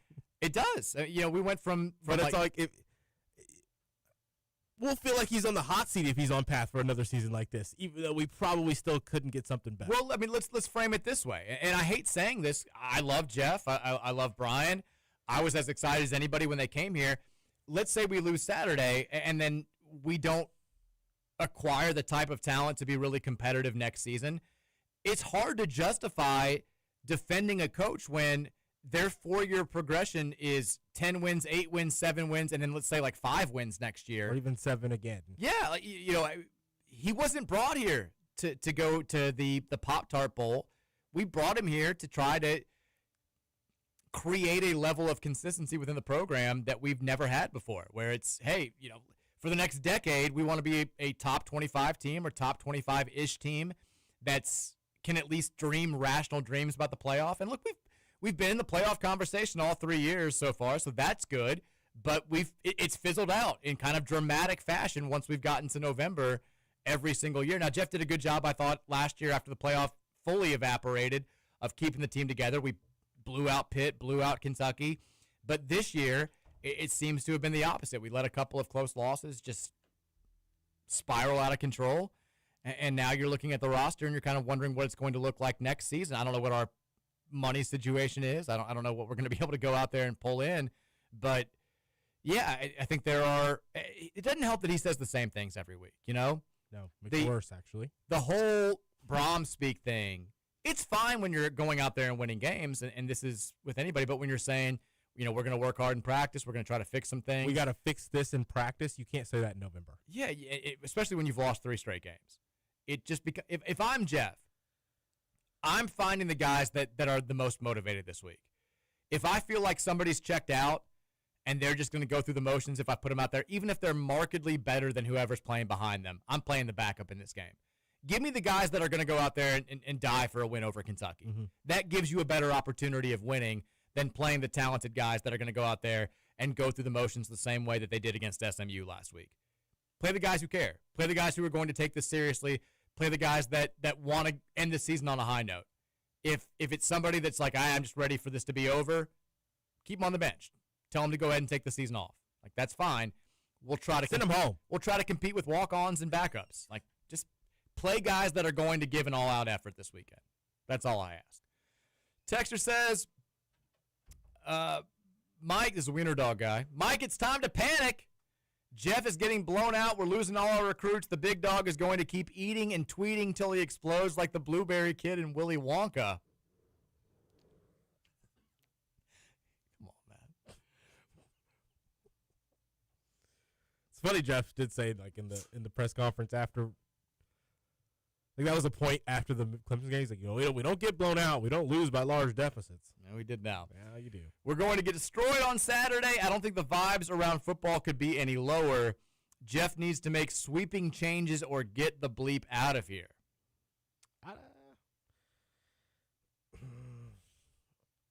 I'm still very, very far away from get out of here. I am too, but it's not promising what's happening right now. And it's not like it's very, very possible there's things he can do sooner than I thought it would come where I would get to that point. The thing is, people are saying we need sweeping changes, and I get it. We came into this season, our over-under win total was 8.5. We're clearly not going to hit that. We might lose to Kentucky at home for a 7th straight time or whatever it's been now. Who's the scapegoat? There's no clear scapegoat besides Jeff himself, Yeah, and his culture here. The defense has been not as good as the season has gone on, but still a very good year. You would have taken all these defensive stats at the beginning of the season if you'd asked. I'm going to blame the offense a little bit on the Sure. defense not looking as good as it should have these last couple of games. Yeah, I mean, I think also we've played. It's like we're the worst first half offensive team ever. Isn't there also a part of you that's like we're finally playing good quarterbacks? Like when you go back and look at these early games, there were a lot of guys open that just had misses by the other. I mean, James Madison missed a couple of huge plays. Producer Keith said that. Pitt was playing the wrong quarterback at that time. Carson Beck threw it to our guys 4 times. I think we played great, but he still made some key mistakes. If he doesn't make that mistake late, that game probably goes to overtime. We've just been playing some quarterbacks that aren't missing wide open guys the last few weeks, and that maybe is a little bit of the reason. We're also not getting pressure the way that we used to, which isn't good. But you can't. I mean, I'm not saying you blame Ron English for the season. He's been great. You can't really fire Brian. Well, teams know our scouting report. Play fast. In their passing game, play quick. The DBs aren't going to be prepared for it. Yeah. Eliminate the need of trying to work through the defensive line. Take a break. When we come back, more from you guys on the Game Day Men's Health text line. The number there, 502-414-1450. Keep the thoughts coming. We'll read more after the break. It's the Mike Rutherford Show, presented by United Mechanical, 1450, 96.1, Big X Sports Radio. But anybody in front of us, we can't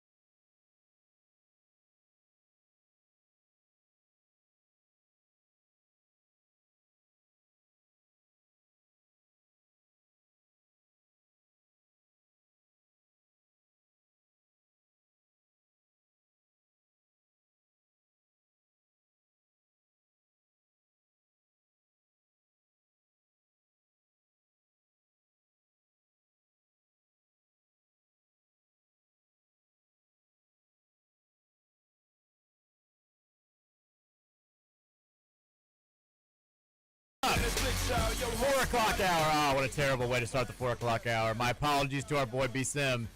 4 o'clock hour of the Mike Rutherford Show, presented by United Mechanical, 1450 96.1 Big X Sports Radio. Reminder, United Mechanical and our guy John Burke, they are your trusted partner for commercial and industrial HVAC, electrical, plumbing, and refrigeration services. Give them a call at 502-339-1133 or visit them online at UnitedMechanicalInc.com. Lots of happy basketball talk, lots of not happy football talk today on the show. Can I lighten the mood up for a second? Always. So I had on Saturday, after the disappointment of the football game and the women's basketball team losing to Kentucky. Virginia had a show, right? No, we had daddy-daughter dance. Oh, that's right. That's right. First daddy-daughter dance, which was not a thing when I was growing up. I would have murdered my mom if she tried to take me to a father-son or mother-son dance. But everybody goes to these things. So I took my daughter and my niece, and we went. And we had a good old time. Mary actually had to volunteer. She got roped into the keeping track of they had inflatables there. She was saving kids' lives. Oh, she was working? Yeah, she's pulling these kids that are there's no control. There's no organization at all in these. So the inflatables. So you've got these kindergartners that are just fighting for their lives in there. Mary's dragging kids out left and right. We brought John. John was out there just crashing the party, just tearing it up. But so, we're getting ready for the dance a couple days before. And my guy Scott Radcliffe, he played football at U of L, wide receiver in the Charlie Strong era. Great guy. His daughter and my daughter have become besties at school. So they love each other. And so Scott was kind of organizing this pre-meetup for dads and daughters to get together. So I got added to a dad's text group at the school for the first time. So not loving this, not sure how to go about this. I've said this before. I don't want to make new dad friends. You were scared of this. I'm not scared of it. I just don't want to. I've got enough friends. But it's going to happen. You've got to become friends with new people once the kids start school. This is like a cell phone group? Yeah, like a text group. Is it green text or blue text? I guess green. What do you mean? All iPhones? Yeah. Yeah. It's an iPhone group. Okay. We're all in good shape. But so, and I know a couple of the guys. But so we're planning this, potentially going out to dinner beforehand and doing all this stuff. And I'm texting back, and I was like, hey, just so you know, because another one of my friends, I was like, we're going to hang out before. His daughter and my daughter are good friends. I was like, I don't know what the numbers are going to be, but I'm going to bring this guy and his daughter if that's cool. And then so one of the other guys I know says, yeah, like Mike, I also have somebody that I said I would go with, so I'll have to bring him as well. So I'm like, all right, I'm going to bust out my first joke in front of these dads. And so I was like, well, that guy can't come.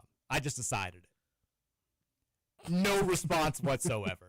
The conversation just moved on. Nobody acknowledged it. Nobody said anything. I thought my friend would at least give me a courtesy ha-ha on there. Nothing. So I went to Mary. I was like, I don't know if this is the right school for Virginia. I don't know if we can keep going to this school. I'm out. If we're not going to laugh at the jokes, then I don't know if I can maybe be that part was of this. too soon. No. I'm putting the vibe out there. I'm a funny guy. People like having me around. I make people laugh. I got nothing. Nothing whatsoever. It's terrible. Was there a period at the end of the text? They probably think you were being dead serious. The guy was scared to bring him. But I know that guy. He knows me. My guy Zach. He knows I'm joking. Zach listens to the show, I thought. Different Zach. Okay. Probably. But I got nothing. Got nothing. I did get Luke Hancock was there at the dance. Had a decent amount of people that I knew there, which was cool to catch up with some folks. David Patchett's only got son, so he wasn't there. But yeah, it was a good time. We had fun. Danced. Now my niece's shoes got accidentally taken at one point, and that was a disaster. She lost it. She was freaking out. I saw a dad from coming from across the gym, and I saw him holding the shoes. And I was like, let me see the bottom of those shoes, because we'd written her name on it. I was like, let me see the bottom. But I realized he was going to bring it back. So crisis was averted there. Besides that, big old time, lots of dancing, lots of fun. Silent disco. I'd never been to a silent disco before, Roman. Really? Yeah, put the headphones on, different songs. Virginia was requesting music. She was out there crushing it. John was dancing while he was there. Silent disco is one of those things that I've never gone to it. It's been at the destination a few times randomly. I've never planned to do it, but I've done it 3 different times. It was nice because, you could actually talk. Yeah. A couple of my friends that were there who had kids that had been there for a few years before, they were usually it's the music's blaring and you can't have a conversation with anybody. So that was nice. I enjoyed that, and the kids seemed to like it. So that was good. but the rest of the sports weekend after Friday was not great. And my joke didn't land. Didn't land. It reminded me of law school when there was a story, people were reacting to the story, and the professor said, his wife wanted to go back to L.A., she loves L.A., but nobody actually loves L.A., right? And I said, Randy Newman does. I yelled it without raising my hand. Randy Newman has a song, I Love L.A. They play it during like every Lakers game. Nobody laughed. And that was when I was like, I can't be a lawyer. I can't associate with these people professionally for the next 60 years of my life. I'm giving you gold here. I'm giving you gold from the middle of the section. Randy Newman does. Professor, I know you know I Love L.A. I know you know that song. Don't act like you don't. It was terrible. That's when I was like, all right, I'm done with law school. I'm going to go pursue college basketball as a career. Game Day Men's Health text lines 502-414-1450. Can I interrupt real fast? Yes, of course. I forgot to do something during my show. Okay. And because it was in the ACC, I have to do it during your show. Okay. This week's Thing of the Week winner, Joseph Filardi out of Syracuse. Did you see what he did? I saw that Notre Dame was up 28-0 without having run an offensive play. 2 pick sixes in the first 6 minutes of the game. Yeah. And the second one was egregious. I saw that. Yeah. It was directly to the Notre Dame DB. So he won it. We didn't get to announce it in the Running with Roman show. I was wondering if you saw how bad it was. They went pick six, blocked punt for a touchdown, pick six again. It was bad. Very bad. He won Thing of the Week. Thing of the Week. We haven't on the interception this month, I don't think, as a team. No, we haven't. It's not good. We're forced a turnover. Nobody's throwing them things. We had the one fumble against Clemson, but it was a punt return. That's right. That was it. Yeah. Creighton, it looks like Baylor's going to hold on here. By the way, Carr is a beast. Have you seen that kid, Cam Carr? Yeah, I just watched. Bouncy. Yeah, and he's fast, and he is awfully good. I don't even know what position he plays. They take care of Creighton. Seton Hall up 13 now make it 10 against NC State in the first game of the Maui Invitational. Maui it's not what it used to be. It's still a fun tournament, though. I'm rooting for Chaminade. Let's get it done tonight. Let's go Silver Swords, but we could use NC State making a run here. They're kind of the favorites to win this tournament, and they are looking like they may be one and done here. 8 minutes to go, looking to mount a rally. Game Day Men's Health text line 502-414-1450. Texter says, man, the difference, the disparity between the basketball text and the football text they've never been greater. This is like football in Brahms' first year when he was here and we were 10-2 and Kenny Payne. But like before the UK loss and then dealing with Kenny Payne. Texter says, I think the only thing about football that I still find joy in is the fact that us sucking is single-handedly screwing over those whiny JMU witches. I love the pettiness. They beat us, Mike. We basically kept them out of the playoff. Us losing these games might keep them out of the playoff. I love the stats that are out there. We're still, it's like us and Alabama are the only teams with 3 wins over top 25 opponents. I'm like, put us in the playoff. There's still a path, damn it. We beat Pitt, we beat JMU, we beat Miami. We're the best 7-4 team in college football history. It's crazy, though. We have those wins, and I think even if we were 10-1 right now, we'd all be like, I don't think we're that good. Yeah. Like we've played one good game this entire season, and yet we've got 3 really quality wins, which is this has been the weirdest football season that I can remember. Outside of 2018 completely falling apart and us giving up 60 points every single week because the coaching staff and the players all quit together, this has been the weirdest season that I can remember. Just since day one. It's been off. No question about it. Texas CFB here. I can't get into basketball today because I need to vent about this football team real quick. This season is trending towards being the least enjoyable winning season in my lifetime. Wow. You can be bad or you can be boring. You can't be both, Jeff. Now it's time for my Office Space rant. We have one of the most inept offenses in the second half of this season, and we're in year 3 with no evidence of a homegrown QB being developed. Hey, Brian Brom, what would you say you do here? We're losing prospects in droves and haven't had any significant buzz on new ones in months. Hey, Vince Marrow, what would you say you do here? Football program is slipping into mediocrity and all signs point to Brom running it back with the same staff. Hey, Josh Hurd, what would you say you do here? I have nothing left to find joy in this football season. Beating a bad UK team won't make it better. Whatever, it's basketball season. It's not unfair. this is what losing 3 games in a row and feeling like you've lost the locker room does. With the best defense you've had since you've been here. I can't remember what texter it was, but as time goes on, I think that I'm finding myself agreeing with them more and more. We were talking about last week, this being a lost season. Should have beaten Virginia, totally outgained them, gave them 17 points, should have beaten Cal. Clemson, you did everything you had to do to lose. And the texter was like, I still view last season as the lost season because that team was good enough to beat anybody we played. This year's team, while they've lost a bunch of games they shouldn't have, I think we all agree they're not as talented as last year's team. They didn't have the buy-in as last year's team. They didn't seem to have the togetherness as last year's team. They certainly don't have the quarterback play that last year's team did. If you win, first of all, if you don't blow the Stanford game, you should have beaten SMU. You should have beaten Notre Dame. I'm not going to say you should have beaten Miami because Miami, one call did kind of swing that game, but Miami was probably the better team from start to finish.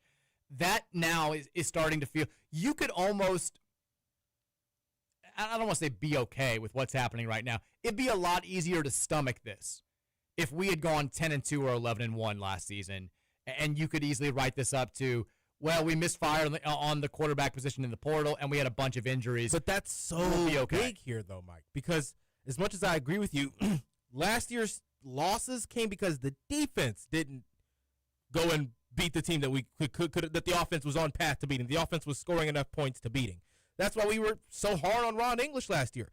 As much as I agree that it was more of a wasted year, that defense last year was never going to be good enough to go out there and do something more serious than the games that we were playing in. This year's team all around has that defense. It's the one player. Granted, the penalties and injuries didn't help. That makes things tougher on your season as well. Well, I think also Isaac. If you had healthy Isaac, you're a different team. But Keywan proved in those 2 losses, Cal and Clemson, that you got enough in the run game to go out there and win that game. You got enough from your defense. You didn't get enough in the pass game. Yeah, but I mean, I think my point is, if we had the quarterback position, yeah, I still don't think without Isaac, we could have been like an 11-1, 12-0 type team this year. I think if we have a Tyler Shuck-esque level player right now, which might not have been one for that price. Yeah, but think about how good Isaac was with Tyler Shuck last year. That's true. Like he was the biggest difference for us. He and Duke towards the end of the season. Shuck was great, but a lot of that was set up because the run game was so good. And I mean, you saw how different we looked with a healthy-ish Isaac this season. We were a different team. If he was never going to be fully bought in or was never going to be able to be fully healthy, then, that to me is the biggest what if for this season. Things still, there's no excuse for it to unravel the way that it has, but I just think there's a handful of different quarterbacks that don't lose the Cal and Clemson games. Oh, I agree with that. And that's what's tough for me. Because now what's your record going into even after the SMU loss? It sucks your because season's alive. You feel like you've been close all 3 years. You feel like you were close in year one. I mean, we said if we had a better quarterback than Plummer, we could have won the ACC. You certainly felt like you were close last year. You felt like you were close for a little bit this season. And now, with this season unraveling and all of the uncertainties moving forward, you kind of don't feel like you're close anymore. And that, I think, is the most unsettling thing about where we are right now. Went further away from the hump. Yeah, which is it falls on the head coach. It just does. He's the CEO. Texter says, due to 3 straight disgraceful coaching performances by Jeff Brom, Saturday's game versus UK has become a must-win game for the future of this program. I don't even know if this person's doing it to mess with me.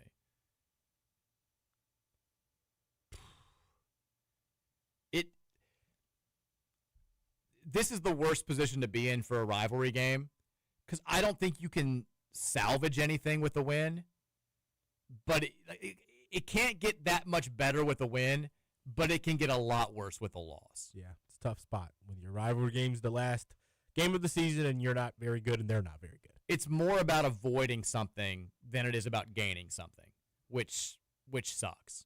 I mean, I think we'll all, even if you're saying right now, I don't care about this, I'm checked out, you'll be happy on Saturday if you watch Louisville hoist the Governor's Cup trophy and you watch UK be sad and you get to talk bleep to your UK fans and fan friends and family and all that stuff. It'll matter, but it won't fix a lot of the issues that we've seen over the past 3 weeks. It certainly won't fix what's going on with recruiting and a lot of the areas of uncertainty, but it avoids complete DEFCON 1, which is what happens if you lose this game. You go 0 for September, you lose to Kentucky, because then at that point, nobody cares for the bowl game. Nobody cares for the bowl game to begin with. But if you lose to UK, it's a completely lost season.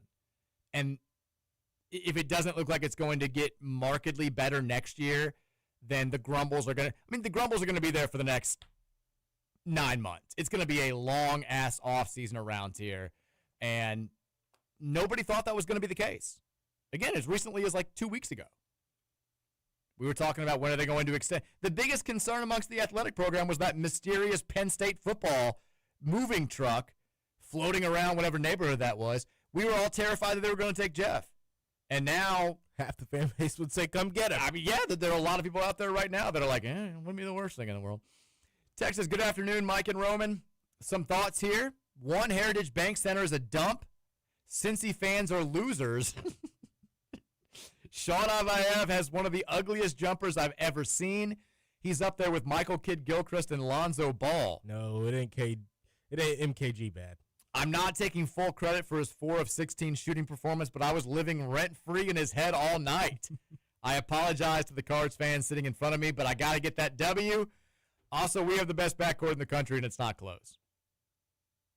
Well, thank you, Texter, for getting into Sean Abayev's head. Man, he was, just green light on infinity. Yeah, he didn't care. He was letting that thing fly. Did not care at all. He was out there to prove something. I think he accidentally proved the opposite. But maybe it was our Texter getting into his head, sitting on the court. Whatever you had to do, props to you. By the way, bad weekend for Cincinnati athletics overall. Did you see they had to put out a statement now apologizing to so their whole student section was chanting "Bleep the Mormons" during the game where they got their ass kicked. Did you see that? I did not see that. So yeah, they were chanting. They're not the first program to do this, but it was pretty bad. It was definitely out there. It did not help that they were, losing pretty handily. 26-14 was the final score, and John Cunningham, their AD, put out a statement just saying, "I want to sincerely apologize to the BYU community and the Church of Jesus Christ of Latter-day Saints. The use of offensive or religiously derogatory language by a group of fans during Saturday's game was unacceptable and does not reflect our values. We remain committed to creating an environment at Nippert Stadium where every visiting team and its supporters are treated with dignity and respect." It's cool he put that message out. That's Cincinnati fans. Yeah, never change. Never change. Awful weekend for Cincinnati overall. You had, basketball team getting stomped by us. Xavier lost to Georgia on Friday. The Bengals got beaten horrific fashion. Cincy FC got destroyed by the GOAT, Messi in Miami. I saw there was like a full-on Cincinnati parlay. I think our guy Alan Thomas had it. It was like the Cincinnati loser parlay, and it hit. Like every single one of their teams lost. Just a bad weekend. terrible weekend. Just a bad weekend. There's one more thing, I think. Well, the Reds were still the Reds. They didn't sign Schwarber. It's coming. Schwarber, get ready for it. Celebration's coming. Let's go. Maybe. Texter says, "Hey, Mike, this year I went to the Virginia game, the Clemson game, and I went to Dallas this weekend for the SMU game. Am I allowed to go to the UK game, or am I part of the problem? I need some guidance here." I went to the Virginia game and the Cal game. I'm not going to the UK game this weekend. I think you absolutely cannot go to the game. You can go. Go to the game. Go to the game. It'll be fine. It's not you. It's not you at all. Roman, are you going to the game? Not going to the game. Okay. Texas fire Vince Marrow. I'm going to need the big dog to start big dogging. Or someone to explain to me what exactly he's doing. Yeah. That's the thing. Go get Cutter Bowley. Because all I'm seeing, look, when you've got a local kid and he decommits after being committed here for a long time, like my DMs are going to flood. A lot of people have stories about what happened here, and I won't repeat them because I don't know if they're accurate. Who knows? But I'm going to need the big dog to start doing something. I'm going to need some positive buzz surrounding the big dog to justify bringing him over here and paying him a pretty substantial amount of money. Texter says, send Pat Kelsey and Isaac Brown a blank check and let them name the price. Also, if we're able to keep 2 running backs and keeping the Browns. God, I'm just go ahead and say it. We ain't keeping Isaac Brown. We're going to keep Duke Watson. We might keep Keywan Brown. I say give Keywan a blank check. I am more than okay with bringing Keywan back. I would love to have Isaac back. I'll be shocked if we see him play another game in a Louisville uniform. I think we've seen the last of him. I think Duke is the same way. But how many games did Isaac play this year? What are you, like 4 or 5, 5, 6? I mean, in half those games he was limited. Best ability is availability, Mike. You're not wrong. I mean, still, Isaac playing at like 80% and avoiding contact at all costs still made us a completely different team. I mean, I'll say it again. I know people like to come back with different. He is the most, I don't say this lightly, he's the most naturally talented running back I've ever seen play football for Louisville. The most naturally talented running back I've ever seen play.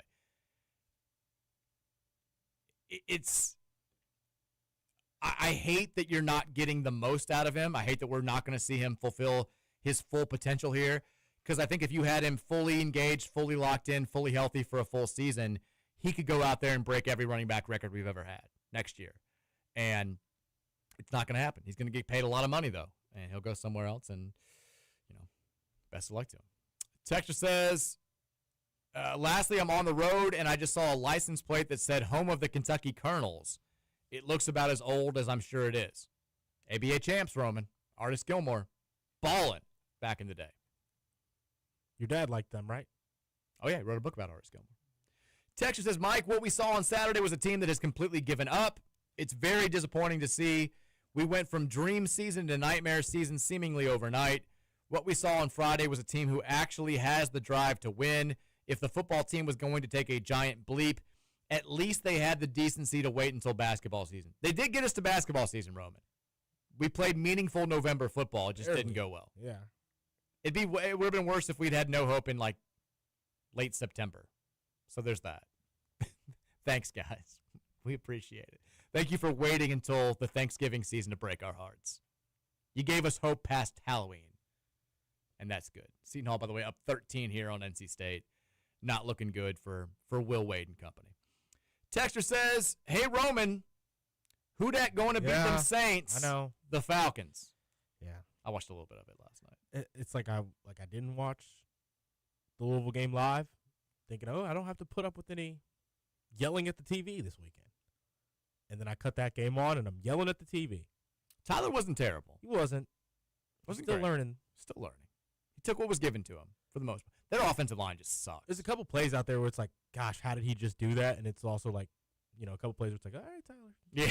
You've seen that already now. For sure. He's a rookie quarterback. 26, though. Texture says, DFG here. Glazing through hard today. I mean, come on, guys. His second half performance, especially on D, gave me a ton of hope for the rest of the year. The dude is delivering so far this year. On the flip side, I'm getting really concerned about football.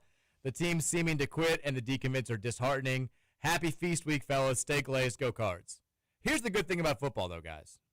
I don't think we've shown the full playbook. I think Jeff knew he could get to 7-4 just being vanilla. Travis Egan's been on that IR all year for a reason. Don't think that that's a coincidence. Just he's ready to unleash the full playbook this weekend against Kentucky. We've been saving up for this game. Miami and Kentucky. That's all we cared about this season. That's what we built around to. It's what we built up to. And this weekend, we're just unleashing. It's going to be fine, guys. We're going to be okay. We purposely didn't show our hand against SMU. SMU game didn't matter. Any day now. Texas, you think UK players don't want to win this weekend just so some of them can feel healthy for the transfer portal instead of wasting time with bowl practice and games when they want to transfer? I mean, maybe. I can't get in their heads. I don't know how. If I'm a 21-year-old kid and I know I'm transferring somewhere else for the next semester, I probably don't want to practice anymore. But, some of these guys are competitors. Some of these guys want to play in a bowl game. Some of these guys are playing. It's their last year of football. We'll get Kentucky's best shot. Plus, they've got a quarterback that they know they're building around moving forward. Cutter Boley's the guy. He'll be out there. They're going to try to prove something, especially after how poorly he played against Louisville last season. I fear that they'll be the more motivated side on Saturday. And if we're being real, November football for like 80% of the sport now comes down to who's more motivated. Playoff teams, obviously, that speaks for itself. But when you've got a 7-4 team versus a 5-6 team, it's who feels like they've got the most to play for, who stayed together the most. And if we're looking at results from the past month, it certainly seems like it's them and not us, which sucks. Let's take a break. Final hour is up next. We'll talk a little bit about this game against Eastern Michigan tonight. Cards taking on the Eagles, looking to move to 6-0 on the young season. We'll take more text from you guys. We'll make some predictions as well for the night ahead. It's the Mike Rutherford Show, presented by United Mechanical. We're never scared here on 1450 and 96.1 Big X Sports Radio. Let me show this motherfucker.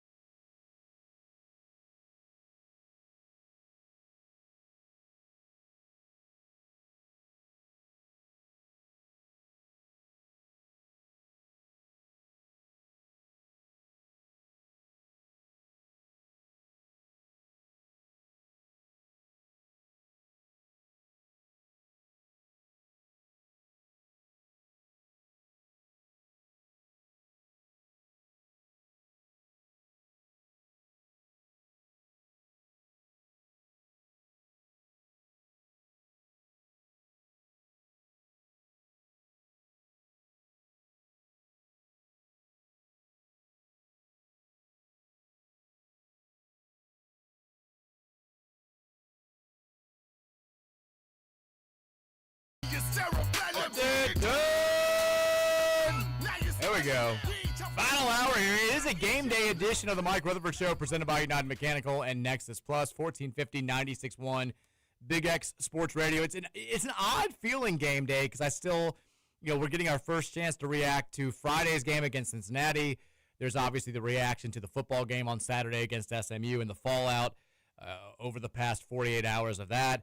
And then we're turning right around and we're playing Eastern Michigan tonight at 7 o'clock inside the KFC Center. The first of 2 games this week. The Cards will also play NJIT on Wednesday night. We'll have to get an NJIT guy on the show and get his thoughts about how the Highlanders are looking. I mean, I can answer the question for you if you want to. It's not great. Not a great basketball team, although they have 3 more wins than I think people thought maybe they would going into this week. But the Cards taking on Eastern Michigan tonight. At last check, 33.5-point favorites against the Eagles. We'll talk a little bit about the game to kick off this hour. I just gave away some tickets. There are a lot of people giving away tickets for this game. I think that Louisville fans are they're very excited. But this is a busy week. A lot of people have plans. They're trying to get their travel plans organized. I don't think you're going to have the biggest crowd tonight inside the KFC Center. But still, as long as the Cards go out there and take care of business, we'll be fine. We'll be all good. Roman, might I interest you in some slight EMU chatter? Always. Eastern Michigan is coached by Stan Heath. If that name sounds familiar, he was the coach of South Florida for a number of years. Actually, the coach of South Florida during their best stretch when they were in the Big East. Coached at Arkansas for 5 years before that. Was okay at Arkansas, not great. Ultimately got fired after building that program up. Took South Florida to the Sweet 16 in 2012. They knocked us off on Senior Day inside the KFC Center that season. One of the most, probably the worst Senior Day in Louisville history outside of the Kenny Payne years. He has resurfaced after 8 years as not a head coach at EMU and has had a bit of a rough go of it at Eastern Michigan. This past season, a year ago, was their best campaign under Heath. They went 16-16 overall, 9-9 in the Mid-American Conference. Qualified for the MAC tournament, which only takes 8 teams for the first time since Heath got there. And then, as tends to happen at that level when you have a little bit of success, they lost all their good players. Everybody transferred. I think their 5 top scorers from last year's team either all graduated or hit the portal. And so he had to do what you have to do at that level, which is go out there and completely retool the roster in the transfer portal. He brought in 9 new players for this season. Now, they've got a really good player that I think is going to be, people are going to like watching tonight, as long as he's not just lighting us up. Muhammad Habab is their leader in scoring, rebounding, and assists. He's 6'9", he's 220 pounds. He played sparingly at Central Michigan last season. He's a redshirt freshman. And Heath was talking about this guy glowingly before the start of the season. I think a lot of people were like, why? Not a big-time recruit. Didn't do anything last year at CMU. But he's a very gifted kid. Not a three-point threat, but he's a very talented passer. He's got a nose for the ball. He's had a double-double in 4 of their 5 games so far this season. The only game where he kind of struggled, and this should come as no surprise, was against Pitt, who has the size to kind of take away what he does well. He got frustrated a little bit on offense, was 5 of 13 from the field, and only had 7 rebounds. First game this season where he hasn't had double figures in rebounds. Louisville, I think, can frustrate him a little bit in similar ways, but he's a talented kid with a unique skill set. He'll do very well in the MAC this season. They've got a couple of other transfer players that have been good for them. Carlos Hart, not Carlos Hurt, played at New Orleans last season, and Addison Patterson, who played at Northwestern State the last couple of years. Both those guys are seniors. Those are their 2 other double-figure scorers. Patterson's 7 of 12 from 3 this year. He's never been a good three-point shooter throughout his college career. You have to assume that there'll be some sort of regression to the mean as this season goes on. But he's 6'7". He's pretty skilled, does most of his damage inside the arc. Hart is more of the traditional guard, 6'5", makes plays off the bounce, good passer, decent outside shooter.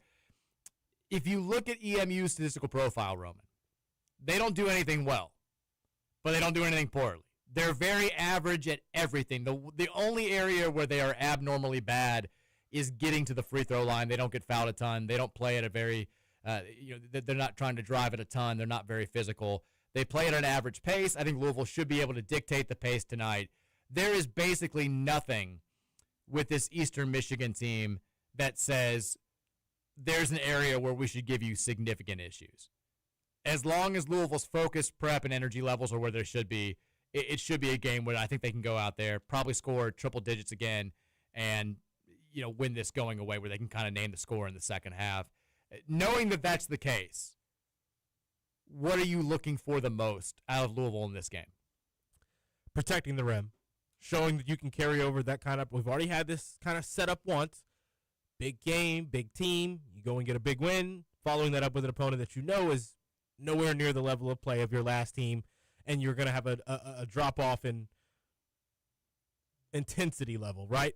Ultimately, though, I want to see us continue to look how we have when we've played these teams. And when you get up to that lead, to not let up, there's not really anything too specific. I want to see the guys that haven't been playing a lot of minutes come in and give us some good minutes again, just because you never know when you're going to need them, right? Zugaris has, 2 games we haven't seen him now? Yeah. We want to keep him ready. You want to keep those guys on the bench ready. Granted, I don't think we're the kind of team and culture that has guys just, quote-unquote, not ready, not prepared to come into a game, because everything's so important. There's an emphasis on everything. We pay attention to detail and all of that.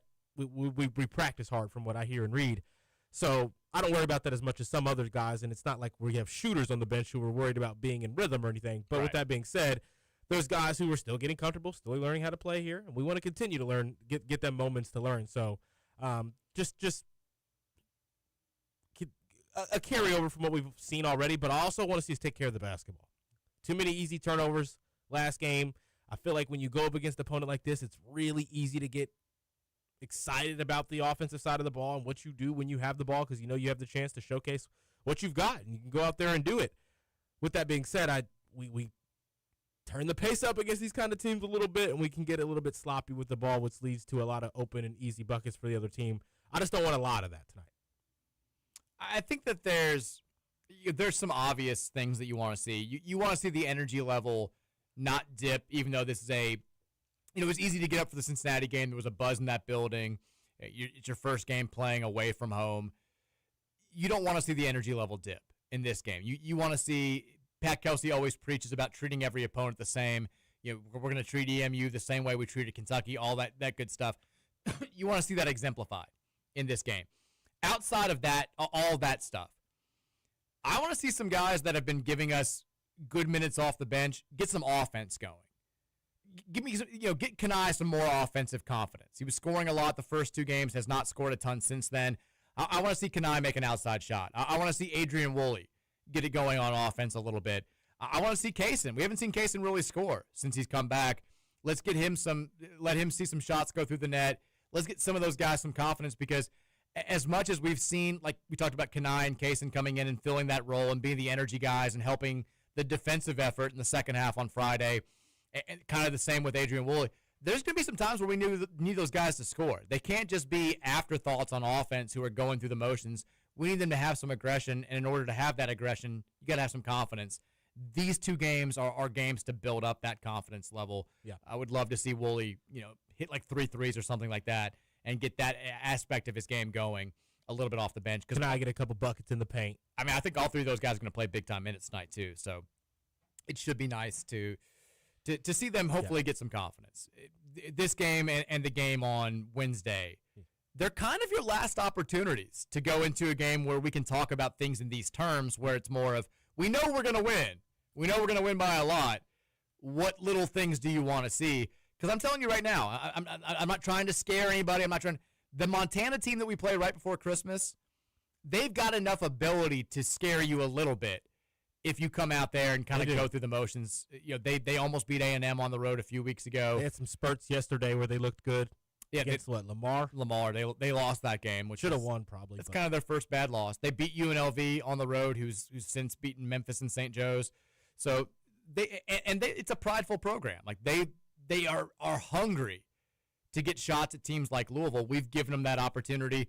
They're going to come in here and take a pretty big shot at us, and we're going to be coming off of 4 consecutive games against power conference opponents, besides Memphis State, that are going to test us, and we're going to be exhausted. And I think that'll be a little that's the best bye game team that we play this year. They're better than Ohio.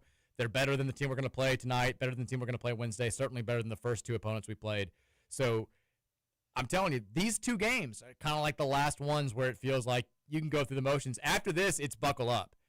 Besides maybe Boston College, who's looking very bad.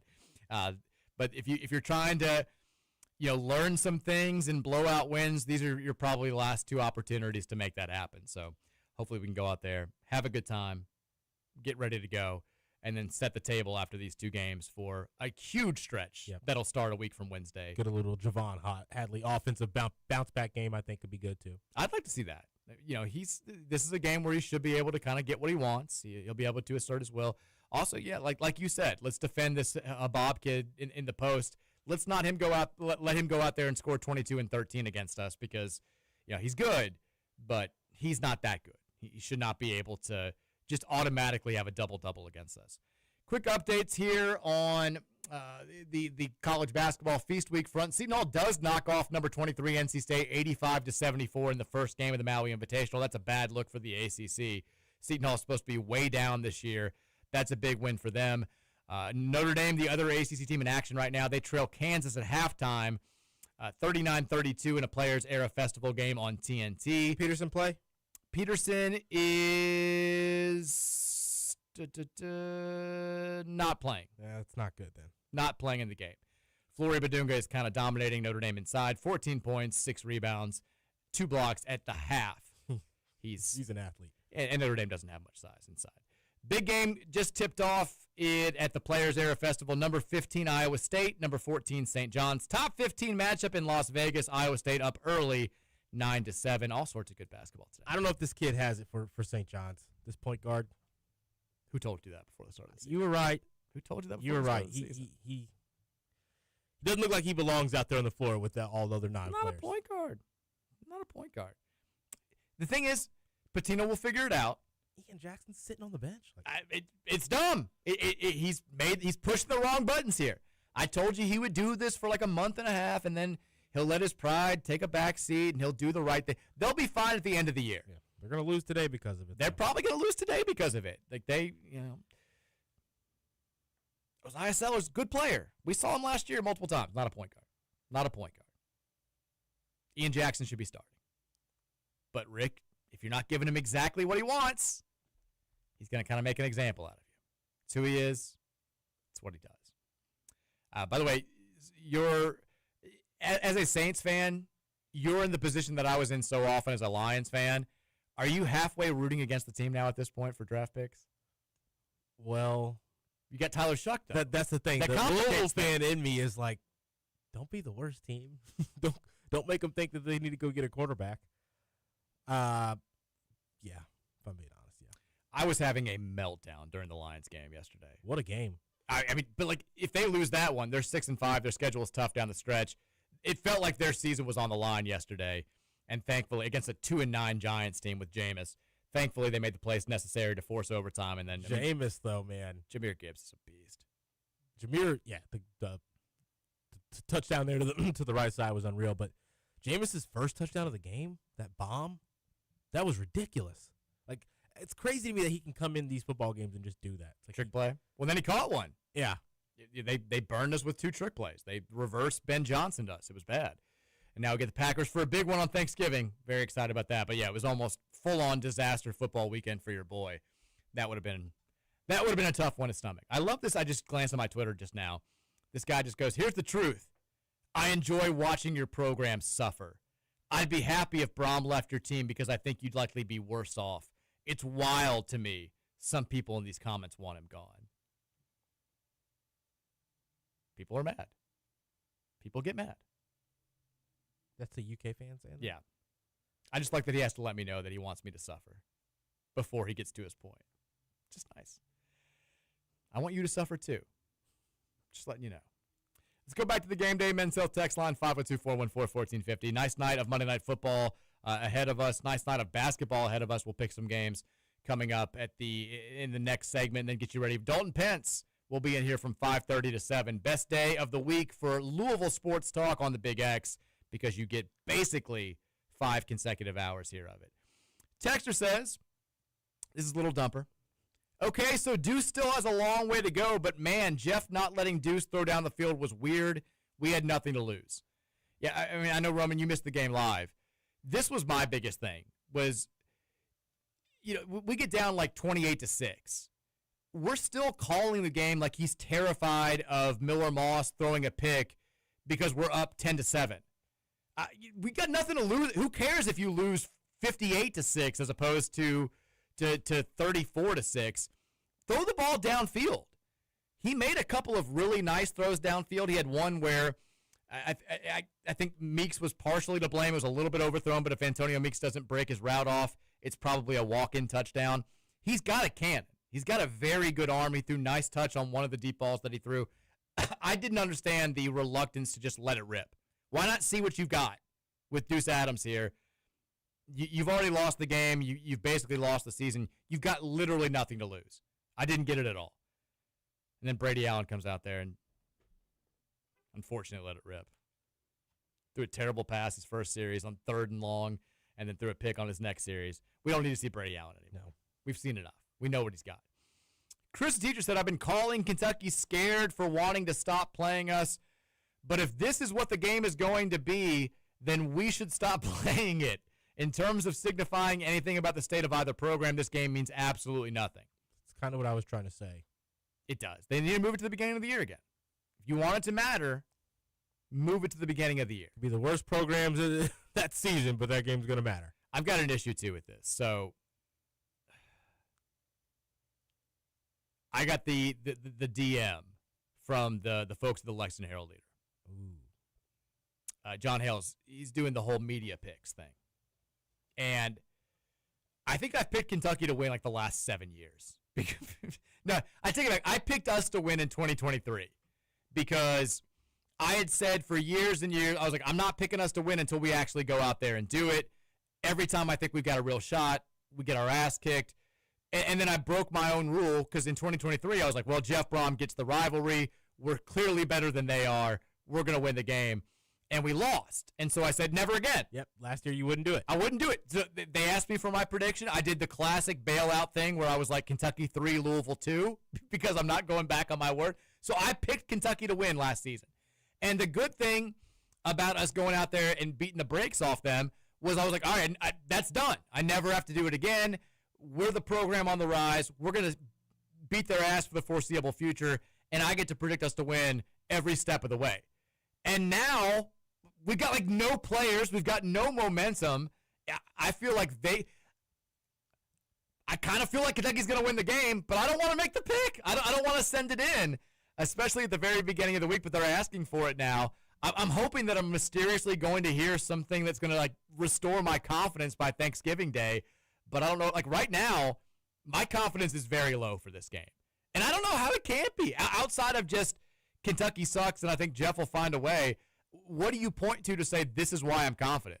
There's nothing. There's nothing to point. We got no running backs playing. We don't know who our quarterback's going to play. And even if it is somebody, like Miller Moss is apparently going to be questionable for this game. Even if he's healthy, does that make you feel more confident or less confident? We scored 6 points with our backup quarterbacks last week against the second worst pass defense in all of college football. The defense looked like it packed it in a little bit. Like, it's hard for me to sit here and be like, Cards got this. Don't worry.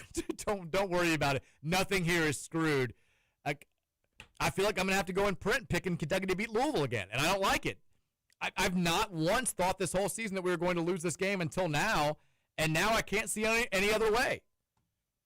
This sucks. Yeah. I hate it. Preparing for an ugly football game. I'm not thankful for this week at all.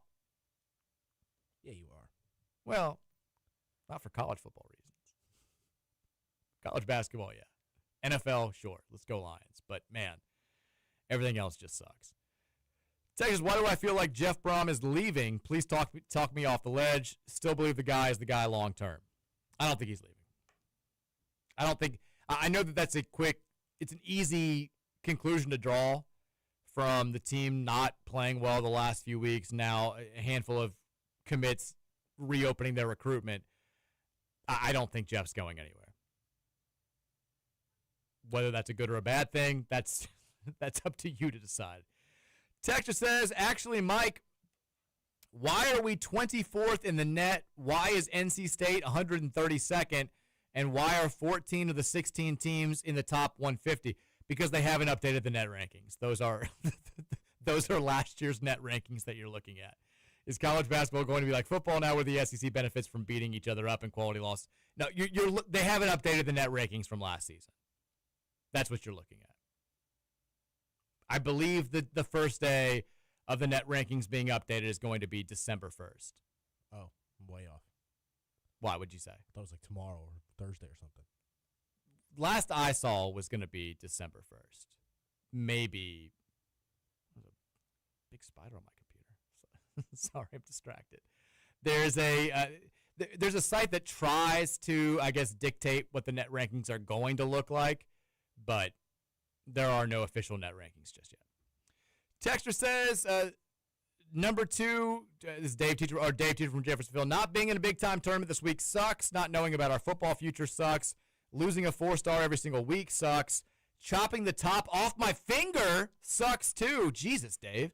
But you know what doesn't suck? Rewatching that Cincy Friday win. Hell yeah. That's all I've got today. I'm trying to stay positive. Number 2, good God, this football discussion has me going straight to the bar on a Monday. At least it's Cluckers. At least we got hoops on the TV. Like I said, positivity. Well, Dave, I want to know about your finger. Yeah, what'd you do? Chopping the top off it? It's got to be a cooking accident, right? I guess. Jeez. Texas says, what are we paying Marrow for? What are we paying Brian Brom for? Jeff needs some help. Well, we need something.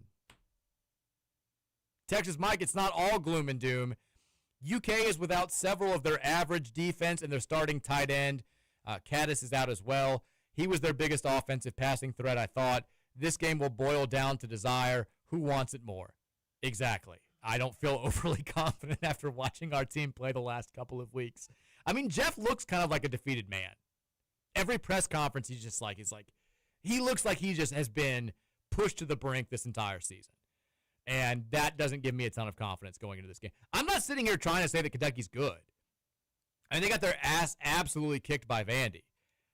That's just how low I am with regards to our team going into rivalry week. Texture says, coming out to many men is better than coming out to Mike Rutherford talking. Well, that did happen too.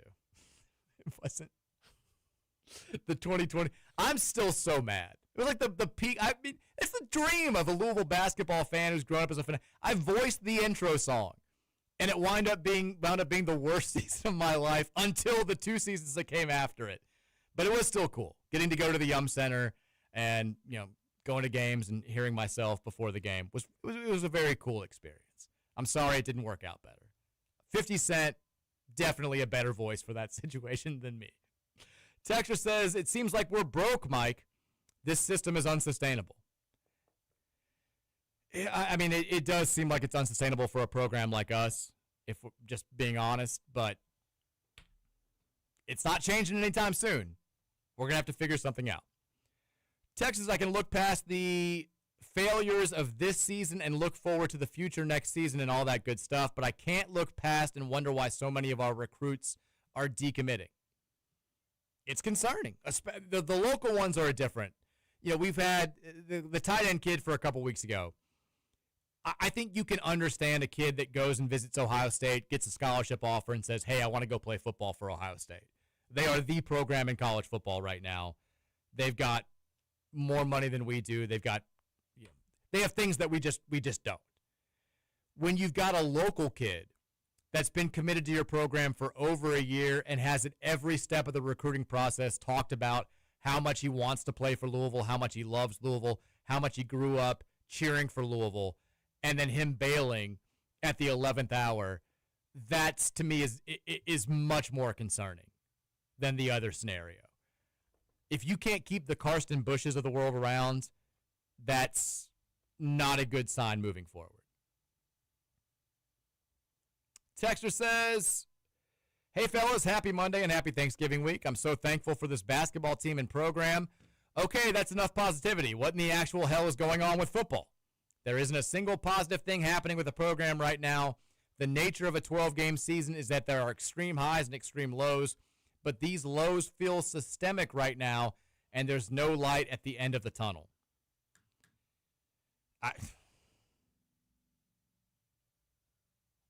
It is bad. I don't want to see, I saw this once today. I don't want to ever see it again. People comparing it to the Kenny Payne era. We've won 3 more games this season than we won in Kenny Payne's first season. We never came close to having a winning record. We're still 7-4. We're going to a bowl game. It's not ideal, but certainly it's not even close to the last Chris Mack season. It's better than all those things. But there are gigantic issues with the football program right now. There's no way around it. No way around it. All right, we're going to go to break. We're going to come back. Oh, so we're simulcasting from 5 to 5:30? Yes. Okay. All right. We'll talk a little basketball then. After the break, last segment of the show. Maybe like 15 to seconds here. Okay. Last segment of the show. We'll take some text from you guys at 502-414-1450. We'll make some predictions both for Louisville versus Eastern Michigan as well as the Monday Night Football game and some of the big college basketball games that are on the air tonight. Lots of stuff to talk about, lots of stuff to get excited about. We'll do that after the break. Keep it locked right here. It's the final segment of the Mike Rutherford Show. We're ready here on 1450 and 96.1 The Big X.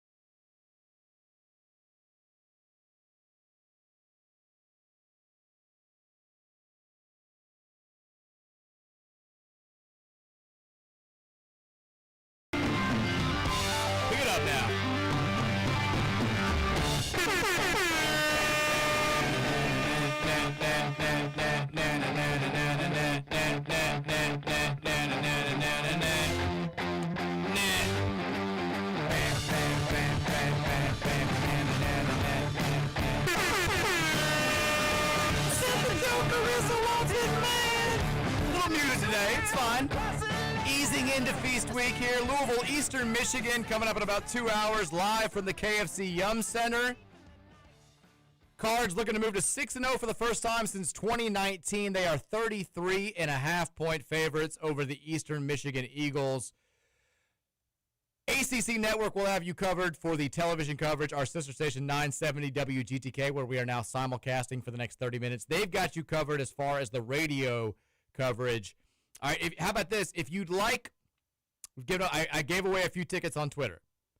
If you'd like 2 tickets down there behind the Louisville bench, we got a guy that's donated tickets. I don't know if he wants me to say who he is. Notable Louisville figure has donated his tickets. I feel like we need to do a trivia question for this. Roman, are you ready? Yes. 2 tickets, lower bowl, behind the Louisville bench.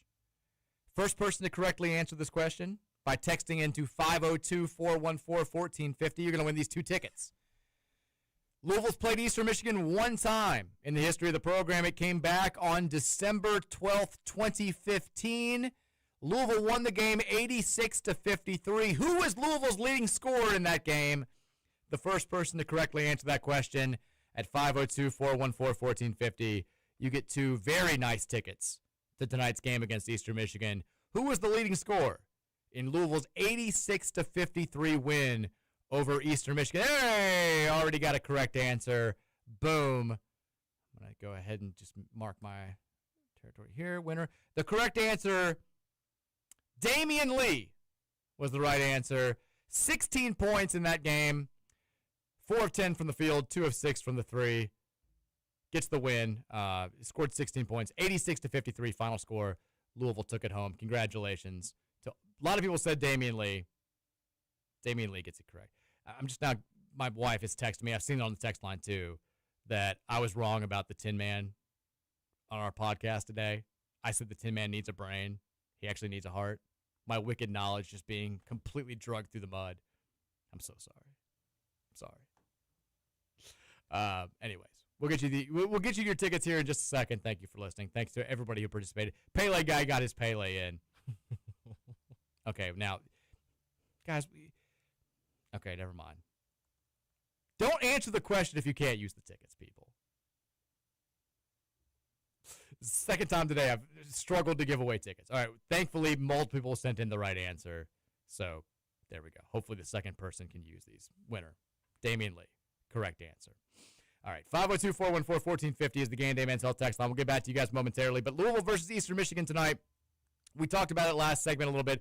The EMU Eagles not supposed to have a great season. They've actually kind of overachieved a little bit so far this year. 3-2.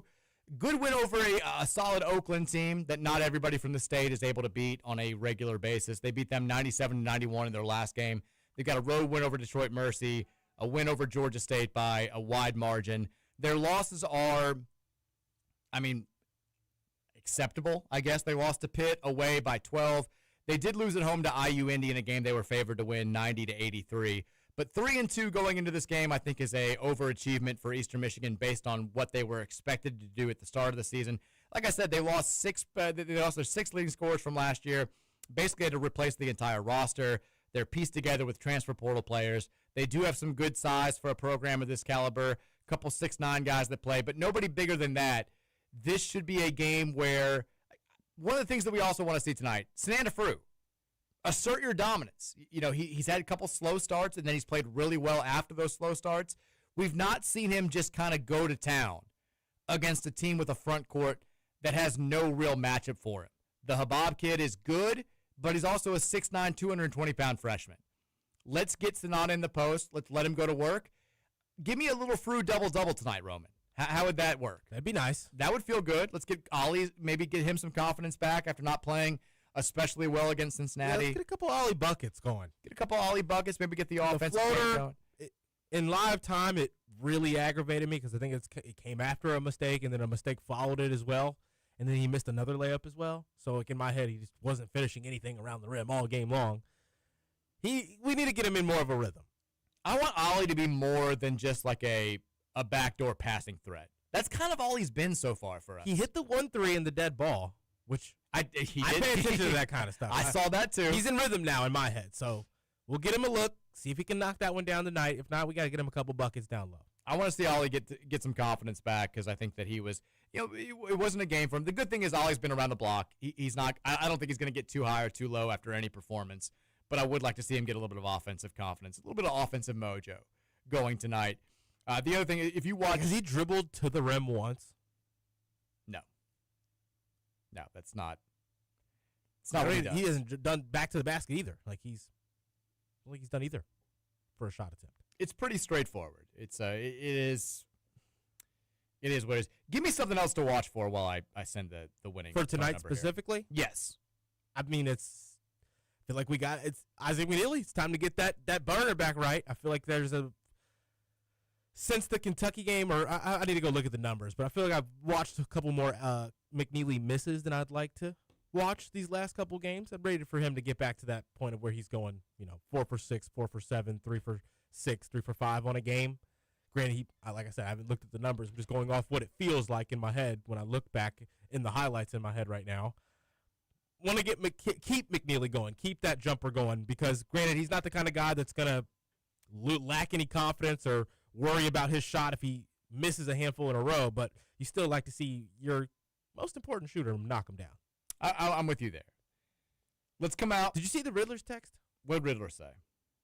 Fill in the blank. Frew is the best center at Louisville since blank.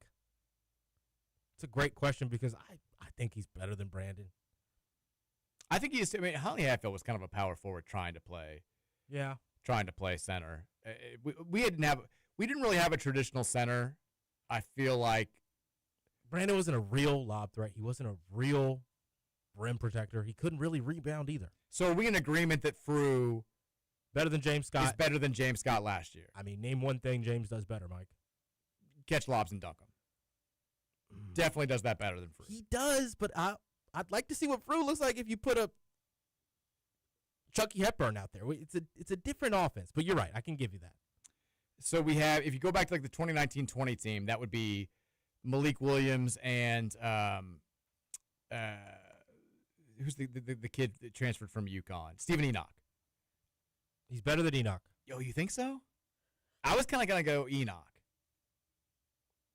Or do I have them mixed? Do you think Enoch's better than Malik? I think Enoch was better than Malik. Okay, then I might have them mixed up.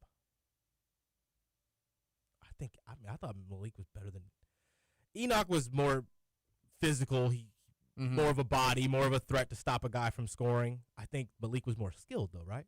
Do we think? Yeah, no, for sure. Then, do we think he's better than Chinano Onuaku? I think he's better than Mango. I don't know if he's better than Chinano. Chinano was pretty good. I mean, he damn near averaged a double-double his last year. He's not. He doesn't have the same aggression as Chinano, I don't think. Oh, they're totally different players. He's more skilled than Mango. He's more skilled than Mango, no question about it. Mango was not overly skilled. I think I would say Enoch is where I would draw the line. As of right now, I mean, 5-game sample size. We've got a long way to go. I would take Stephen Enoch over Frew right now, even though they're vastly different players. I think Frew is a better fit for this system than Enoch would be. Enoch was more of a back to the basket type guy. Hit the outside shot with a decent degree of consistency, but it was not a good passer, but better defender as of right now. Great with the ball either. Yeah. All right, let's take some text here. 502-414-1450 is the Game Day Men's Health text line. Texter says, it's funny how different radio people say complete opposite on Isaac Brown.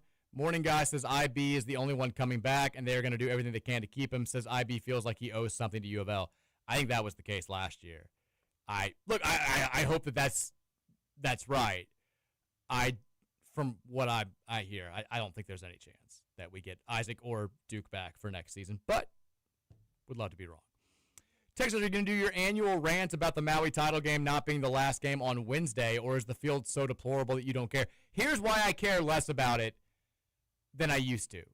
Because we get the Players Era Championship title game late on Wednesday now, and that's going to be a better game. I think they tip off at like 9:30, probably more like 9:45. I hate what Maui did. I'll never forgive them. The Wednesday night championship game, late night, was a Thanksgiving week staple. I watched it at various stages of my life. I grew up with the late night Maui title game, and they just moved it to 5:30. Ridiculous. Awful. But now we've got the Players Era Championship game from Vegas going down at 9:30. Should be an absolute banger of a game. That makes up for it. In my mind, at least. Texter says, Vegas was way off on SMU. How do they not know what a train wreck the Cards are? How in the world are the Cards minus 3.5 for this game? They're going off of numbers. Patrick Ryan said Enoch better for sure. Got a couple of Gorgies here, though, on the text line. Gorgie's going back for it. I mean, I think we all would take Gorgie over Frew. They'd go back. That'd be the first name that they would not take Frew. Gorgie's the first one where I think you'd have universal agreement from the fan base. Definitely. I think you'll have some fans picking Frew over everybody. And again, it's 5 games in. Remember, if you talk to the fans after the Kansas game, they would have taken Dennis Evans over Sananda Frew. Like they're like, this guy can't play here. He stinks. And now things have changed dramatically since then.